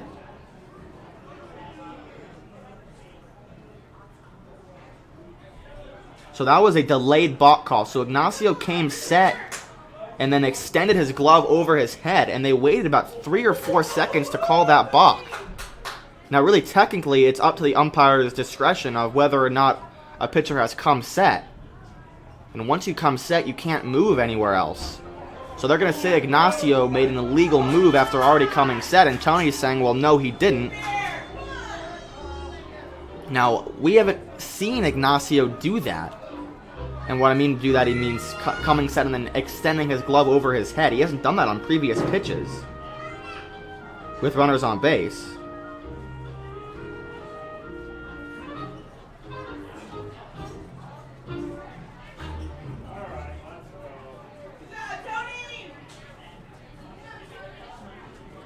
As Tony chirping the home plate umpire TK Strout once again.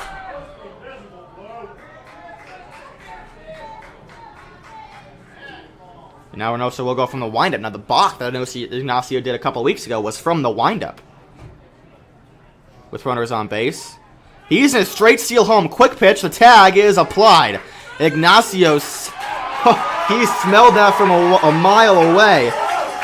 Winterstein tried to time up Ignacio's windup. He got caught stealing. Ignacio kind of quick pitched. And Winterstein saying, well, that's an illegal quick pitch, and no, it's not. Craziness happening. Really good awareness from Ignacio Reynoso.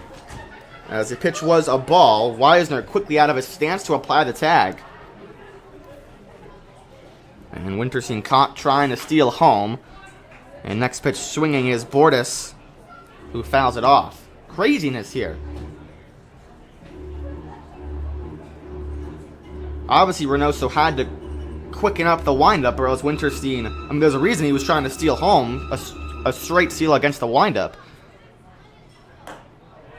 There's a fastball on the outside corner. Strike 2.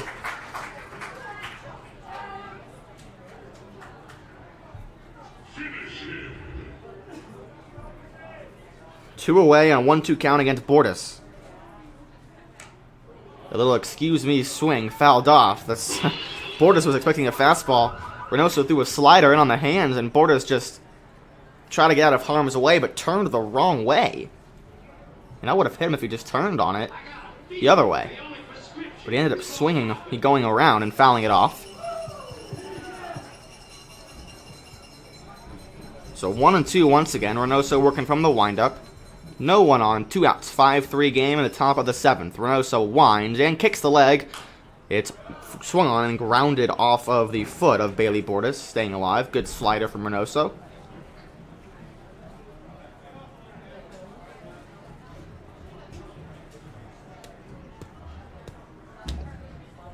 It's 1-2. Here's the pitch. It's lifted in the air to center field. It's going to go for Smelko back. Still back at the wall, and Smelko will track it down. Some loud carry out there in left center field, but Reynoso faces a minimum in a crazy inning with balks and straight steals and caught stealing, and Tony almost getting ejected, but it's time to stretch. Who's going to wake up the bats? Pios just chasing 2 after this on KNEB.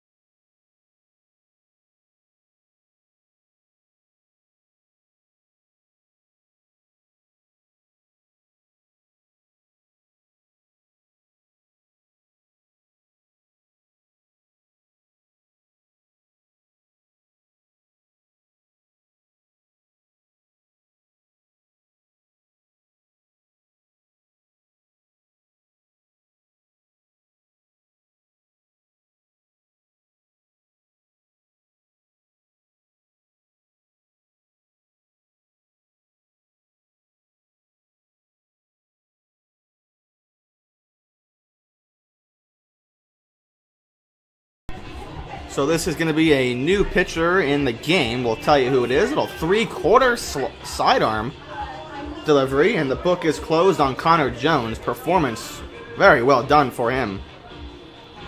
6 innings, 4 hits, 3 earned runs, a walk, and 6 strikeouts. Gave the Pios fits pretty much all night. It is going to be JT Kirkner. Number 32, J.T. Kirchner.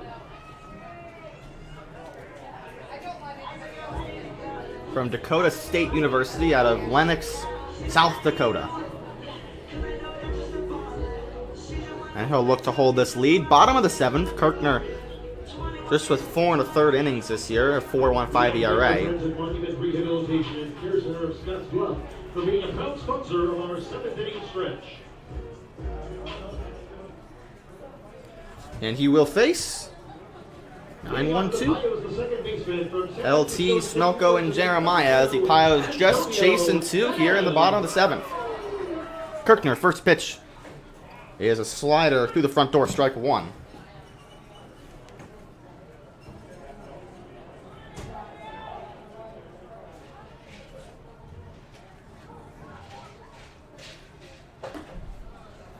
Same pitch on the outside corner, called strike 2. LT quickly behind.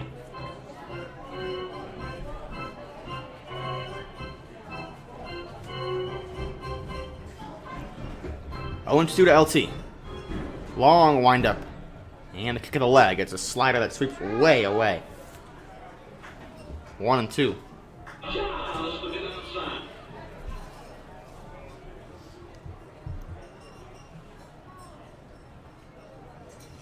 LT 1 for 2 as Kirkner winds and deals a fastball upstairs. Missed his spot.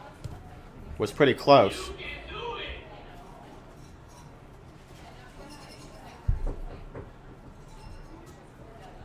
And 2-2.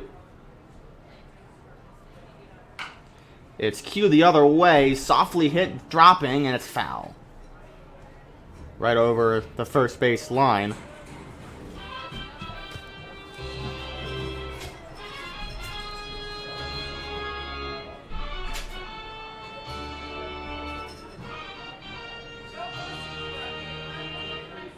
LT working a 2-2 count as Kirkner saying something to TK Stroud as those two are convening up against the mound.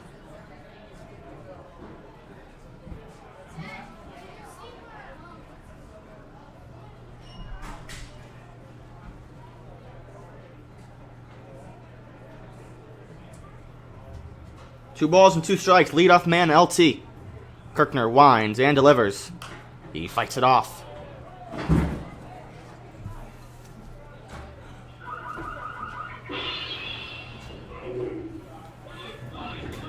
That foul ball brought to you by Extreme Deck. It is 5-3. Here in the bottom of the 7th. Pios with 9 outs to work with, just trailing 2. But it's felt like it's been all Spearfish thus far as LT fights off another one.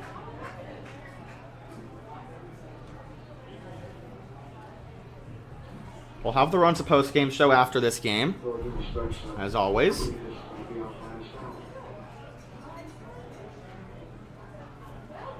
Pios trying to avoid dropping 6 of the last 7. 2-2. He leaves it high, and now runs the count full. Spearfish has the 6th best team ERA with a 5.68. Western Nebraska 4th with a 4.80. Full count pitch to LT. He takes it away. Good slider from Kirkner and a really nice at-bat from LT. He wins the battle. A leadoff walk. That brings a tying runner to the plate and Eric Smelko.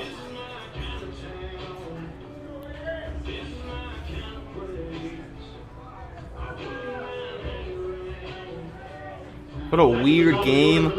Box caught stealings. Pios just with 4 hits, but a chance to get themselves back. Kirkner a long look at first and delivers the first pitch to Smelko, who pops it straight up in the infield. Playable for Gaither at first, and he tracks it down. And Smelko, first pitch, popped him up for out number 1.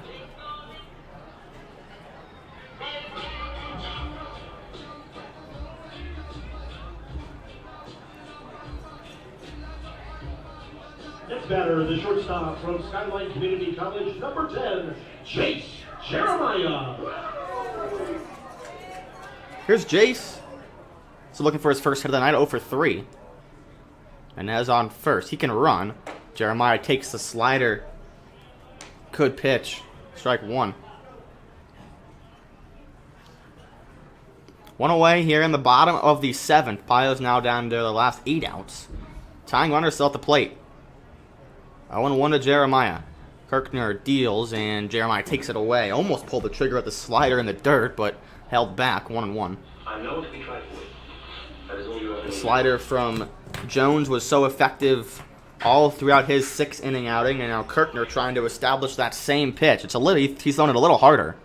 More of a flat slider with some velo and late bite. For Jones, it was just all the movement because it was so slow. Fastball misses away, 2-1.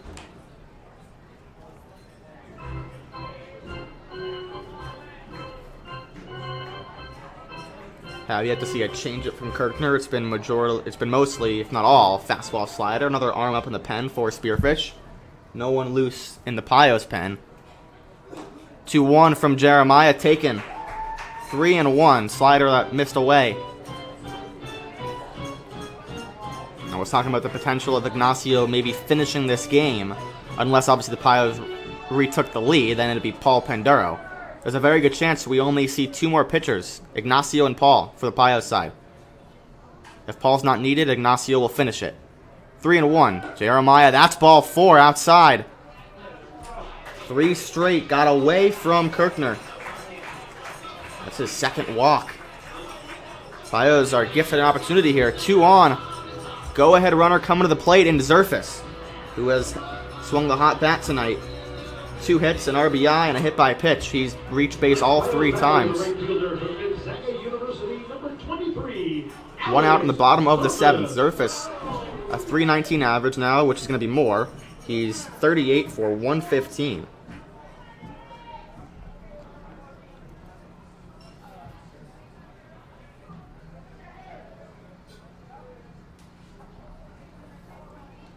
Menez on second.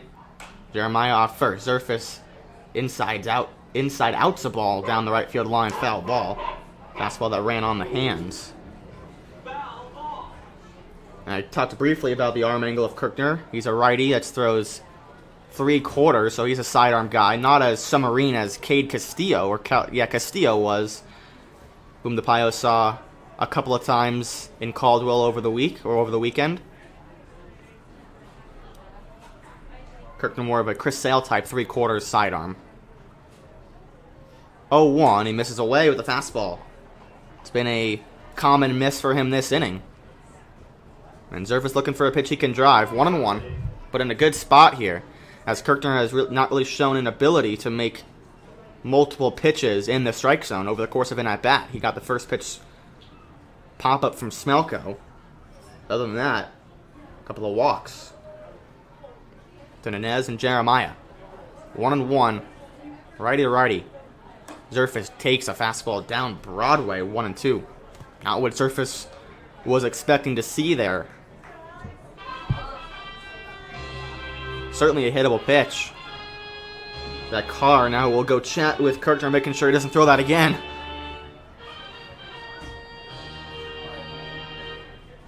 I think we're in a lot of trouble. That's a great help, Mr. Chekhov's. One thing, Mr. Chekhov's right, we are in a lot of trouble. Really, the only big hit you could say the last couple of days for the Pios was the Smelko 2-run home run in the 9th on Monday, but they lost that game. They were down by 3 in the 9th. Smelko had a 2-run home run with 2 outs, but it wasn't enough. That was really the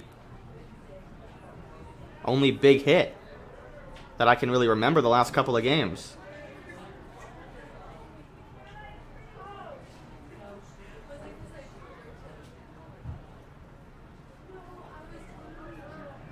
One and 2. Kirkner deals. Looks at second. Back towards the mound, back towards second, back towards the plate. Here's the delivery. It's outside, 2-2. He's trying to clip the corner with that fastball and getting Zerfus looking. Go ahead. Make my day.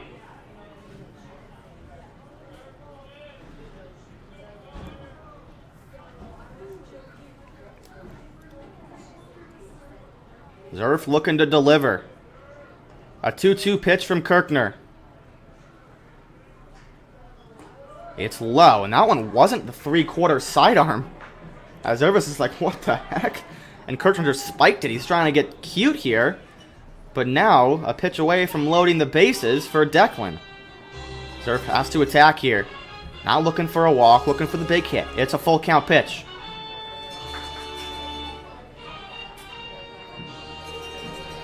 And Zerf looking to skyrocket the Pios back into this game fully. Kirkner sets and deals. Zerfus takes ball 4. Another beautiful at-bat.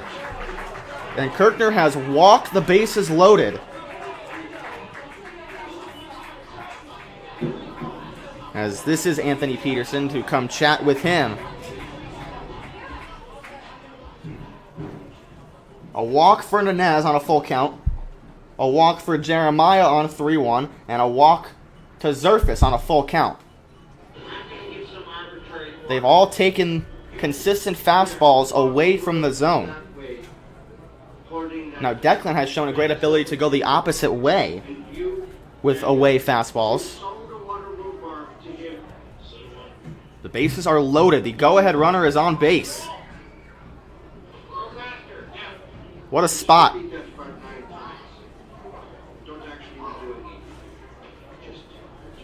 And no one out there to help Kirkner. It's his job to get out of this.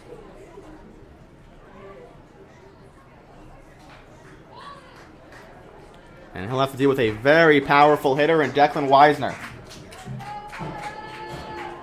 who has hit very well in this stadium since coming. Looking to extend his 6-game hitting streak. 7-game hitting streak on the line. Weisner is 0-for-2 with a walk and a run scored. Kirkner's first pitch is taken away, ball 1. What a spot. Pios have lost 5 of 6. Simply because they have not come up in these spots, these exact spots where they're just knocking on the door, a pitcher struggling with command. They've yet to come through. Can Declan bring it to him? 1-0. Fly ball out of play. Certainly was a pitch he can hit. It was again where Kirkner went over the top there instead of going sidearm, which is really interesting. I don't think I've ever seen that before from a 3/4 sidearm pitcher to then go switch over and go over the top to try to give a different look.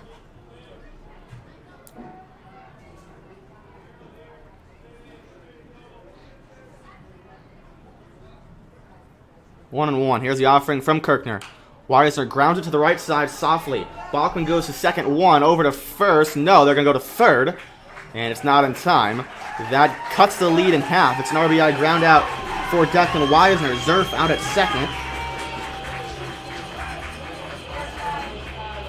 Inez comes around to score. Jeremiah to third.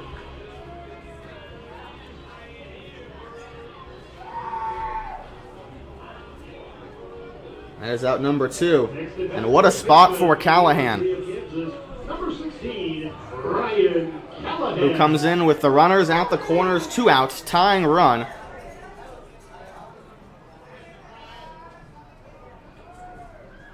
On third. Righty to lefty, first pitch to Ryan Callahan. He takes it on the outside corner, strike 1.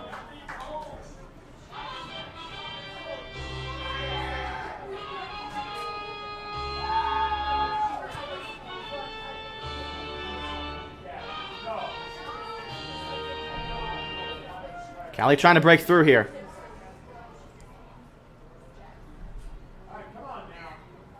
Pitch from Kirkner. Callahan grounded to the left side, foul. Just away from third base, and now down the count 0-2. He got jammed there.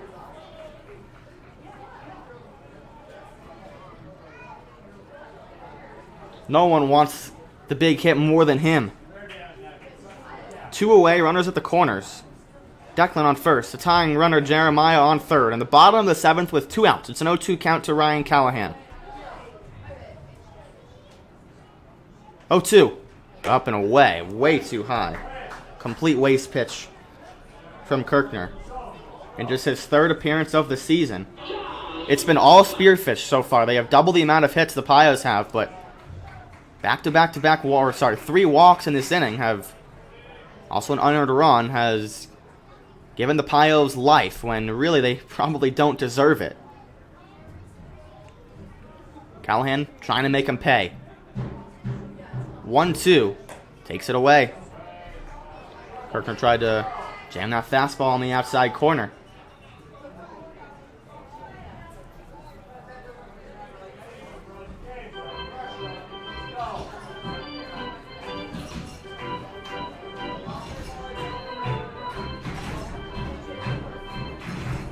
Two balls and 2 strikes. Kirkner deals to Callahan. Here it comes. Grounded through the right side, into right field. It's a base hit for Ryan Callahan, who ties this game at 5. A 2-strike, 2-out single to the pull side, and sneaks it right through. It's 5-5, all tied up.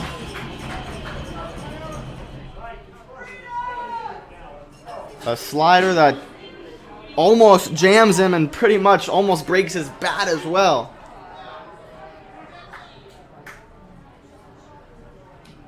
And that's going to do it for J.D. Kirkner, who walks the bases loaded, gives up 2 runs, and more importantly, gives up the lead.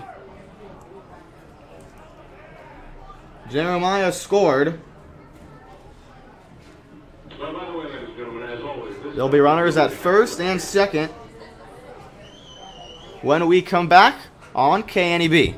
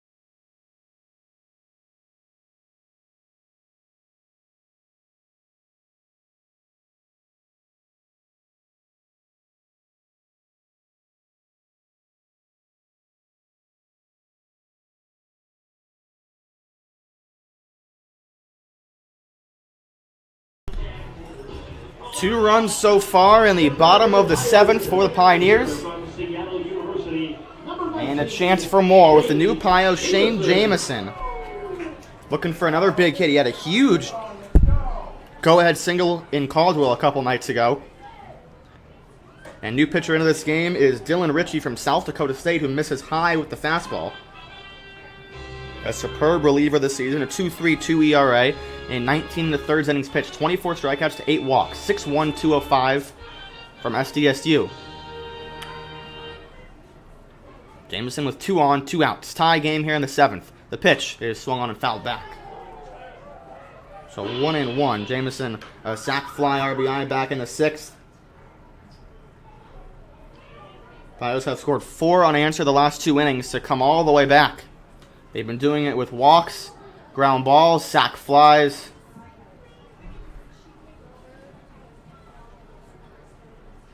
See if they can try to bust it open. 1-1. Jamison fouls it off.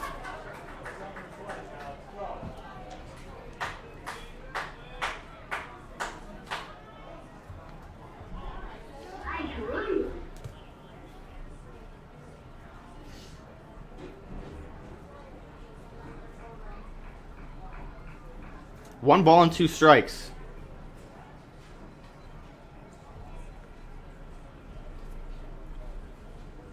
Richie deals from the slide step. Jamison fights it off and lines it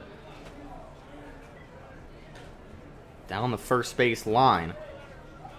Just a little late. Richie has been all fastballs.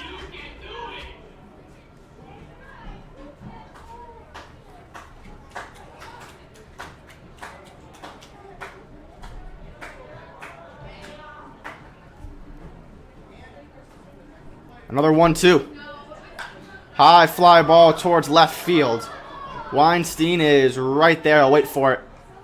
And a straightaway, easy pop-up to end the 7th. The Pios charge back and tie it in the bottom of the 7th. We go to the 8th. Knotted up at 5 apiece. Right here, don't go anywhere on KNEB.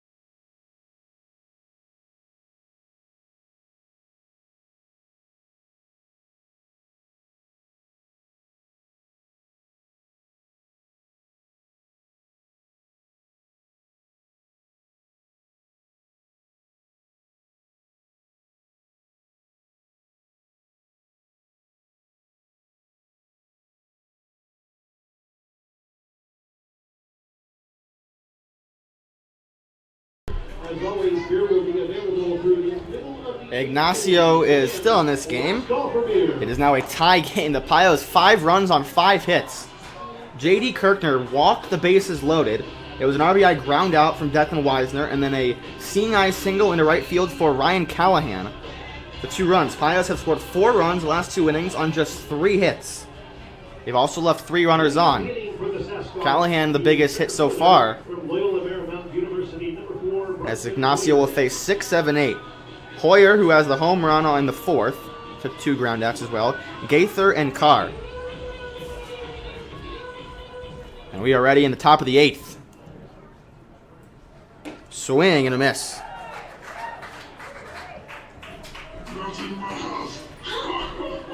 The Pios looked completely dead in the water and have stormed back thanks to some walks and some productive at-bats.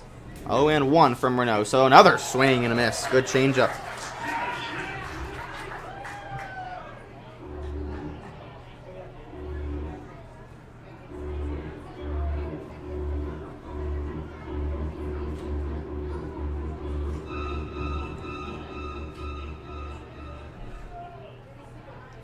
Oh, 2.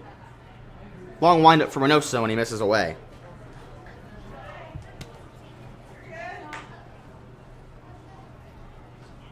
Don't mess with Julio, you'll get the horns.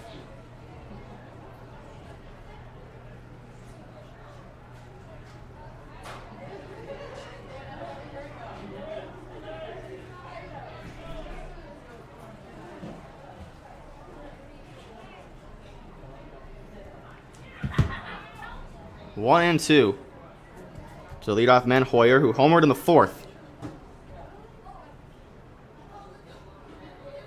Reynoso winds up and deals. Swing and a miss. Dropped a slider perfectly.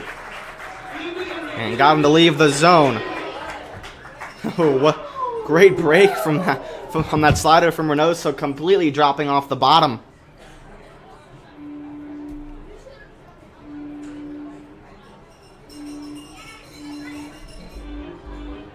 Reynoso's first strikeout of the night.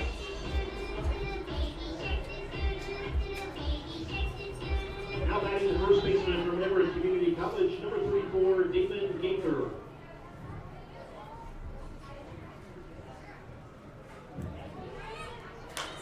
High pop-up off the bat of Gaither, out of play. As far back as I can remember, I always wanted to be a gangster.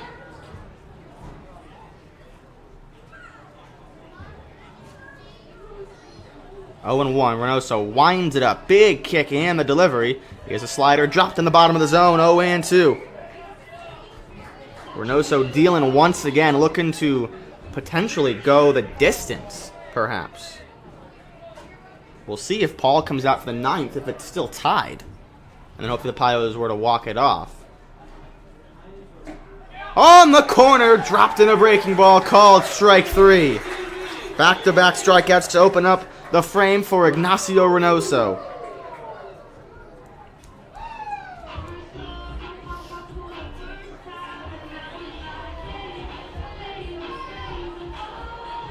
Next batter for the Sasquash, the catcher from Walla Walla Community College, number 18, Davis Garn.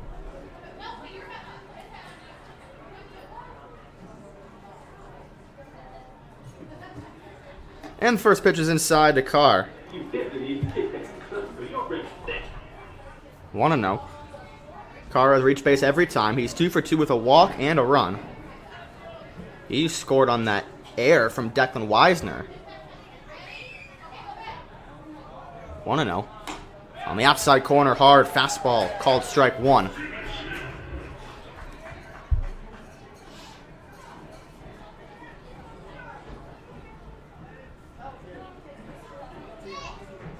One count. Reynoso from the windup. He kicks and deals. Here it comes. It's up and in.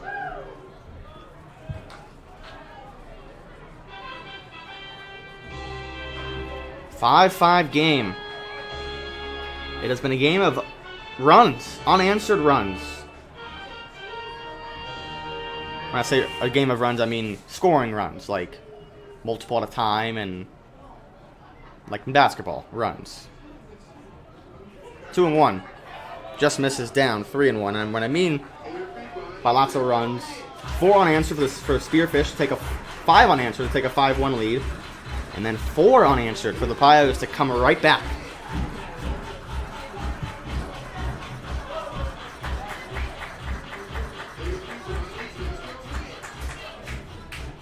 Three balls and a strike with 2 away. Here it comes to Davis Carr on the corner, called strike 2. Good fastball.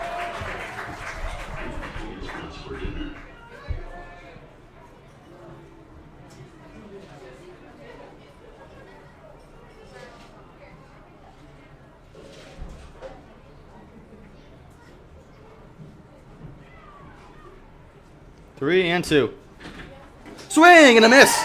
Ignacio strikes out the side in the 8th. We go to the bottom. It's 5-5 here on KNEB.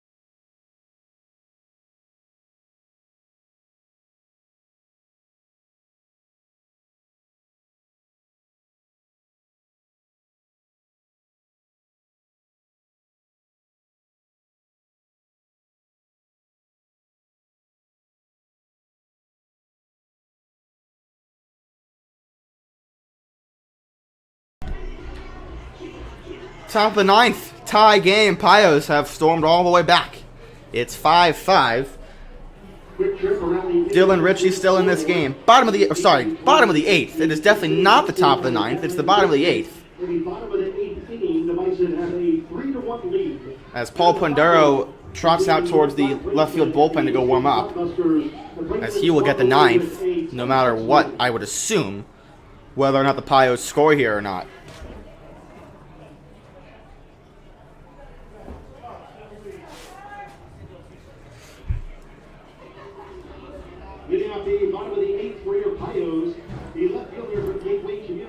It's Meade, Hom, and Nez, 7, 8, 9. So the bottom of the lineup looking to manufacture some runs. He swings the first pitch and comes up right empty. Top shelf, loud fastball from Dylan Ritchie.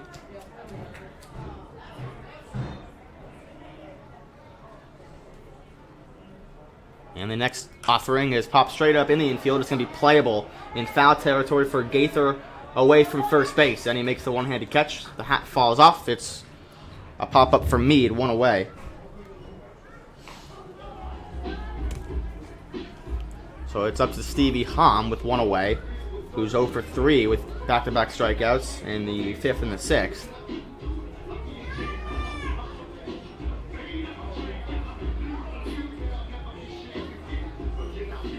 Next up for your Pios, third baseman from Loaded Junior College, number 3. See if Stevie can get on base here. Ritchie deals. Hom squares on a bunt, pulls back, and takes upstairs. 1-0.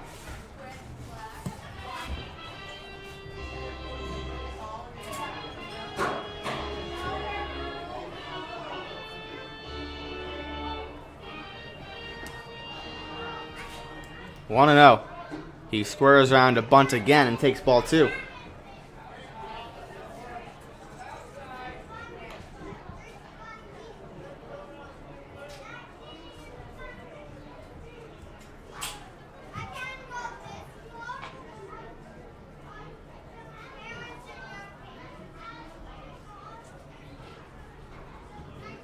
Two balls and no strikes. Hom swings and misses. Fastball low. Looked like it might have been out of the zone, as he got kind of crossed up.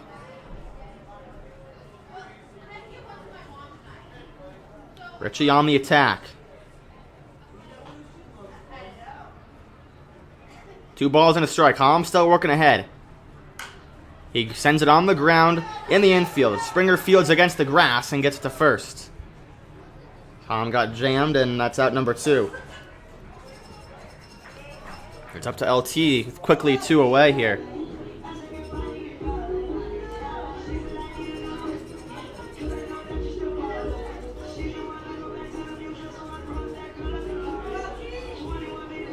LT is 0 for 2 with a walk. That big walk that sparked the sort of rally. Pios scored 2 and only got 1 hit to tie the game, as he is greeted with a nice breaking ball in there for strike 1. Ritchie has shown why he has produced a lot this year. 3 up, 3 down for him, as Inez takes a check swing, a slider away. Did he go? He did not. 1-1. Hard slider from Ritchie.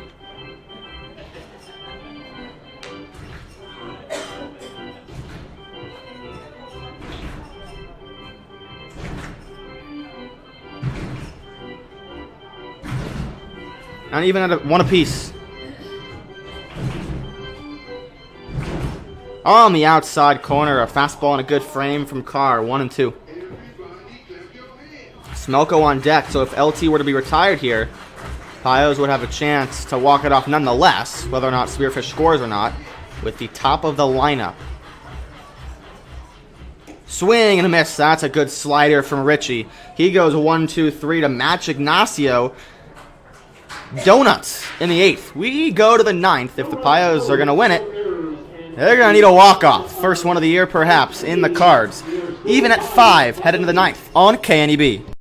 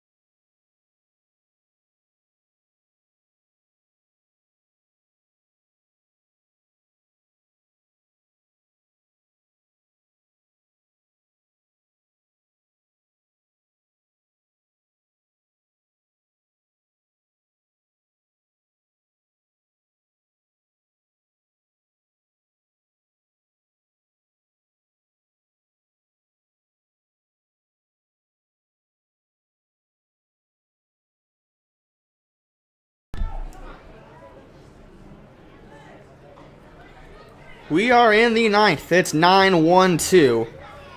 Due up for the Sasquatch. Pios looking to jump out of their mini funk. They've dropped 5 of 6. Spearfish looking to extend their first place lead.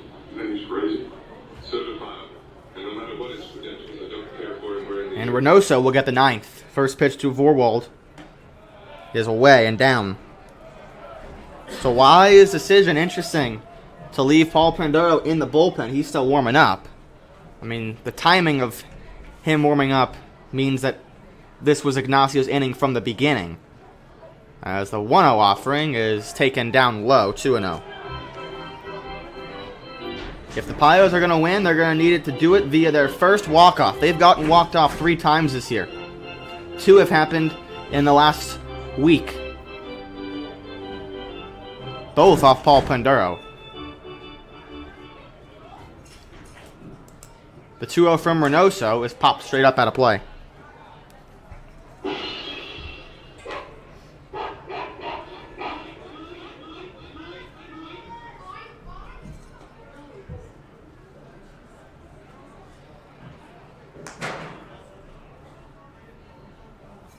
Five game. Pios took a 1-0 lead. They saw that go away very quickly. It was 5-1. And then 4 unanswered for the Pios to tie it in the 6th and 7th. The 2-1 from Reynoso is a slider that drops down. 3-1.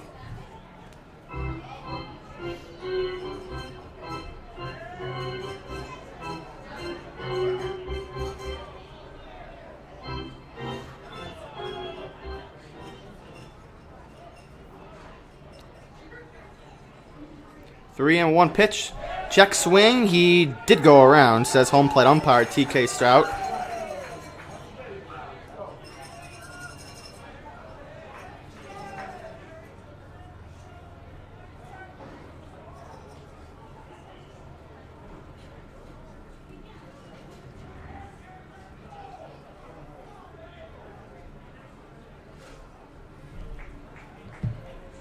Three balls and 2 strikes. Tell the leadoff man, Vorwald, the 9-hitter, who's 2 for 2.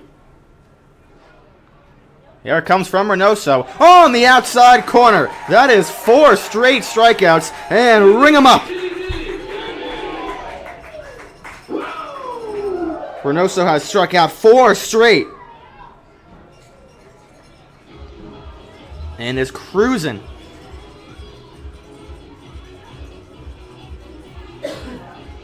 Top of the order for the Sasquatch, the first baseman from Stanford University, number 12, Gabe Springer. Inconceivable! And the first pitch to Springer called strike on the outside corner. Good fastball. The fastball, the slider. Reynoso 2 pitching his way into the Sasquatch's nightmares. Lockdown so far. 0-1 pitch to the lefty Springer without a hit tonight. A walk and a hit by pitch. He swings right through the changeup. 0-2.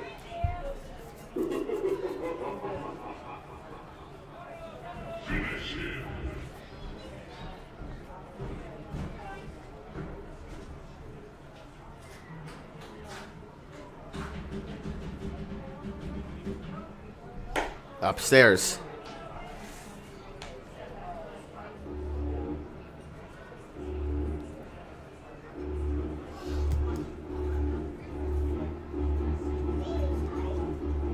A Wednesday night crowd greeting the Pios back from a 10-day road trip, looking to see a walk-off tonight. The 1-2 is lifted out of play. Down the left field line.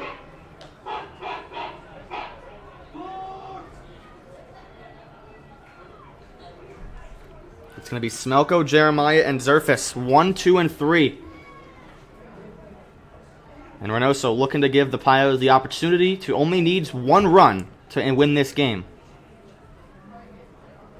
1-2. Reynoso deals. It's on the ground, foul to the first base line. So it'll still be 1-2. Looking for the 5th straight strikeout. He struck out the side in the top of the 8th. Stranded a 1-out double in the 7th. He's through 2 1/3 of scoreless ball in relief of McCullum, who went 1 2/3 scoreless in relief of Easterland. 1-2 from Reynoso. He winds and deals. It's roped into the right center field gap. That's going to get down. Smelko cuts it off. And he's going to hold Springer to a long single.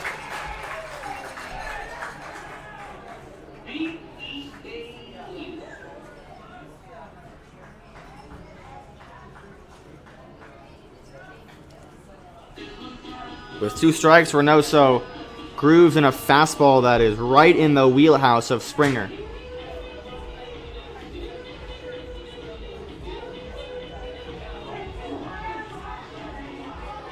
Next batter, the second baseman from Minnesota State Mankato, number 24, Ryan Bachman. So Bachman, who is 0 for 4. With a runner on first, 1 away. Reynoso from the set, looks at first, back towards the plate, and he's going to fire over to first. Bachman, a .327 hitter. This is game number 41 for him. Looking to continue his 5-game hitting streak.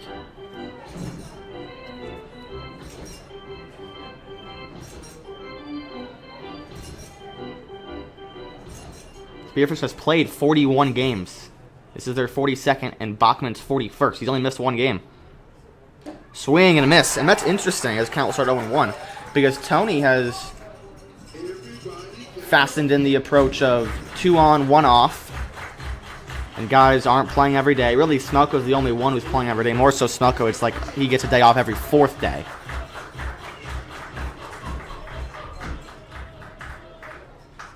But other teams extracting as much production out of their star players. It's an 0-1 pitch from Reynoso to Bachman, who kicks in, deals, and misses low with the slider.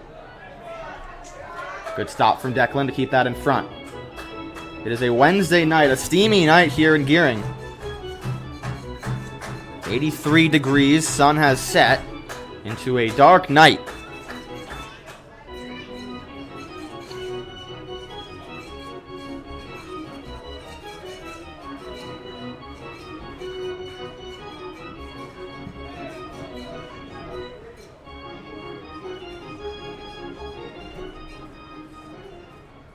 One ball, 1 strike.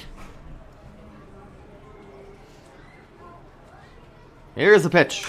It's on the ground, but foul off of a body part. I think it was the back leg of Bachman, front leg perhaps. 1-2 now with 1 away. Springer on first after the roped single into the right center field gap.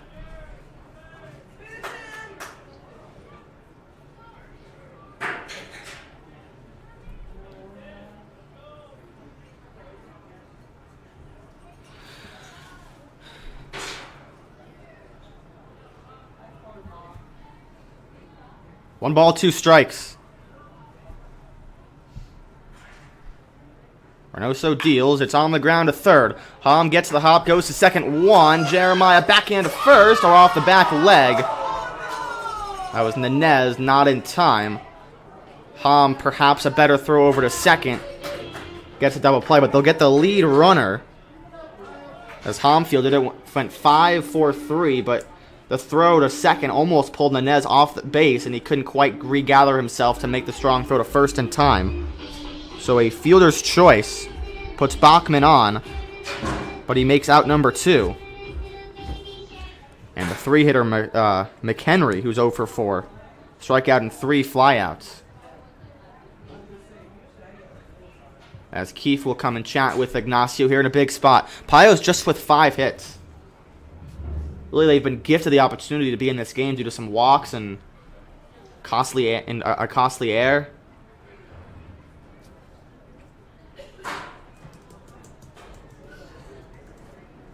Well, I guess the air wasn't costly. They didn't score that inning, but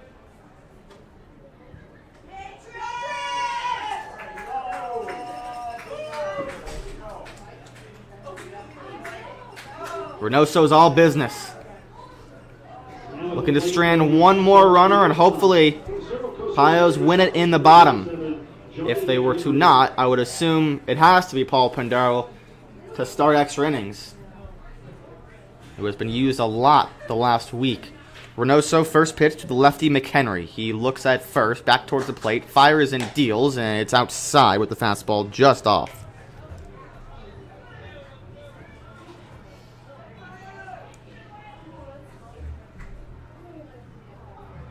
Spearfish, 5 unanswered from the 2nd to the 5th, and then the Pios, 4 unanswered to tie the game in the 6th and the 7th.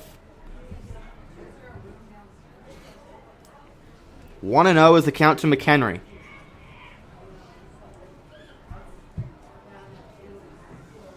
Reynoso, the long set and the delivery, it's away in the other batter's box. 2-0.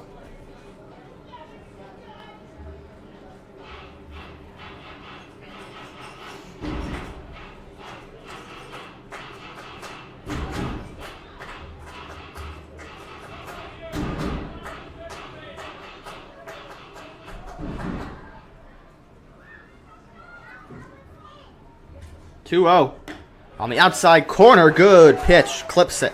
2-1.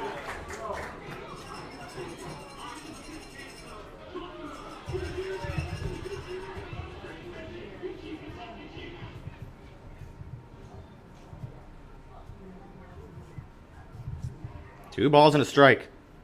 2 away, just 1 out away from going to the bottom of the 9th. Pitch from Reynoso.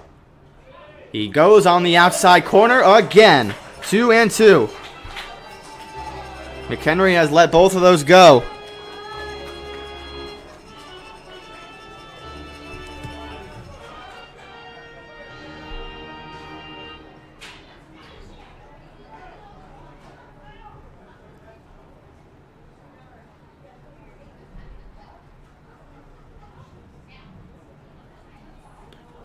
Reynoso sets. 2-2. He is ready. And the pitch. Up and away. Runner takes off. Throw down to second. They've got him. The tag is applied and got him. Declan Wisner throws out a runner trying to steal for the 2nd time tonight. No runs. 1 hit. We go to the bottom of the 9th. Do the Pios have a walk-off run in them? We'll see on KNEB when we come back.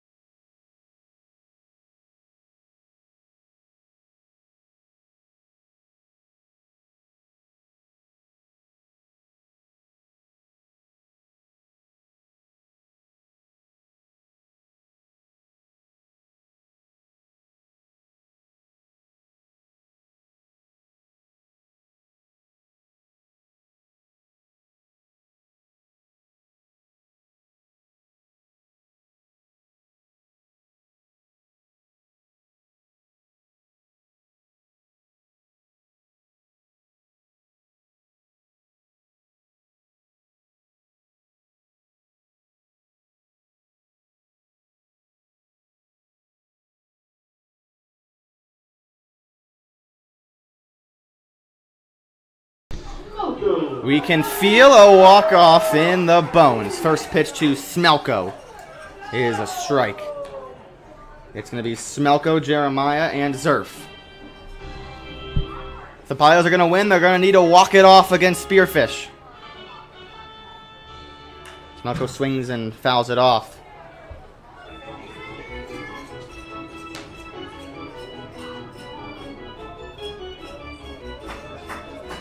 This is still Dylan Ritchie on the mound. And an 0-2 count to Smelko. And the pitch. He takes it upstairs. Good fastball, but really good pitch from Ritchie climbing the ladder, going top shelf.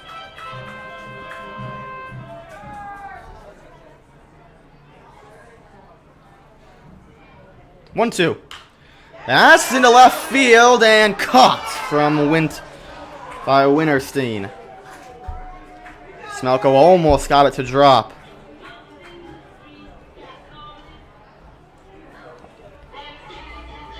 He sliced it the other way and almost got it to fall in for a base hit.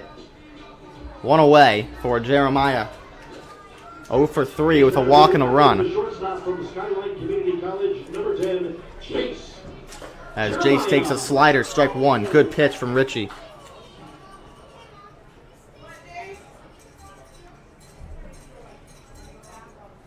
Richie will go from the windup. It's quick, and the pitch is upstairs, taken ball one.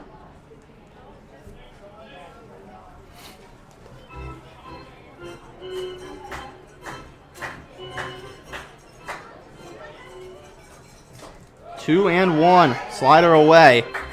Jeremiah could get a fastball he can hit here. The hot bat on deck is Zerfus, who has an RBI single and a double as well as a run. A walk and a hit by pitch. He's been on base all 4 times. 2-1 to Jeremiah. Here it comes. He swings and fights it off foul.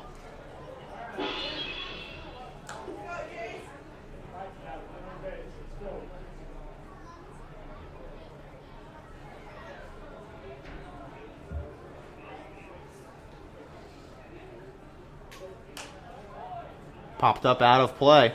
Still fighting off these fastballs.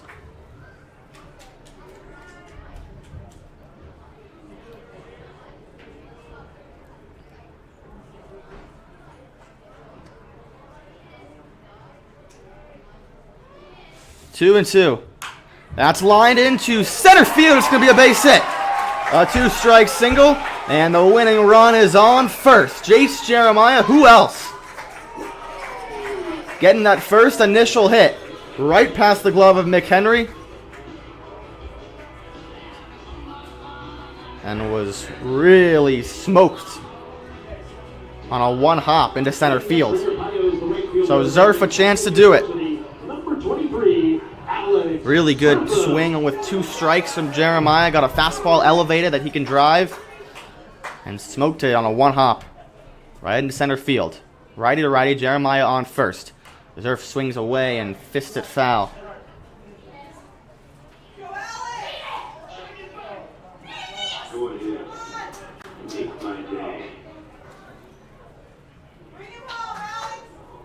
No balls and a strike. Winning run is on first and just 1 out. It's an 0-1 count to Zerfus, who has been on base all 4 times. From the slide step, Richie deals upstairs with the breaking ball. 1-1, never broke. That was just the 6th hit for the Pioneers tonight. Spearfish has 9. We're knotted up at 5 apiece. In the bottom of the 9th.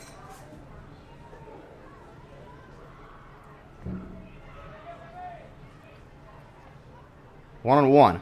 Zerfus swings and lines it foul off the back screen. Pios have dropped 3 straight. They've lost 5 of 6.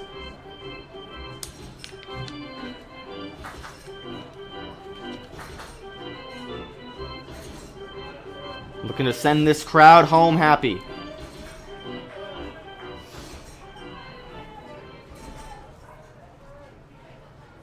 One, two. Zerfus fights it off again. Fastball in on the hands.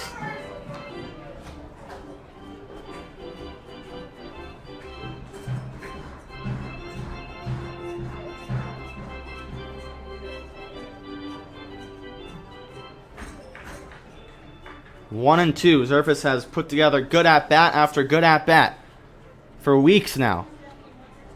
Trying to break through here. 1-2 from Richie. It's fought off and sent out of play again. Fastball that was kind of low and away. Zerfus in full protection mode. He's seen the fastball so many times. Richie threw the breaking ball once and it missed way too high.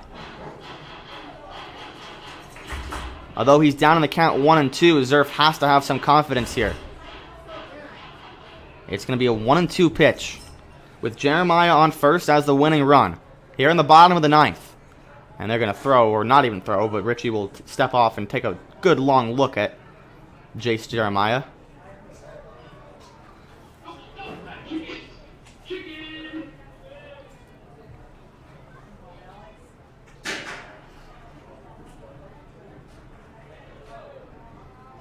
One and two. Zerf leaves it in the dirt.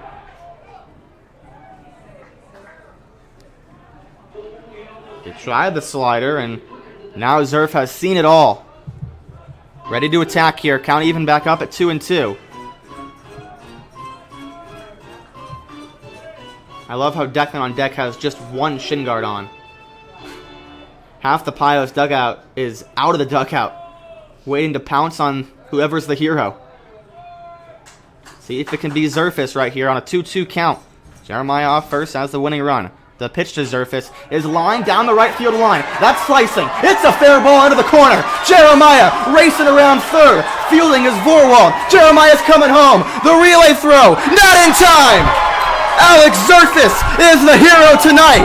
The Pios come all the way back to walk it off against Spearfish in the first game of this series.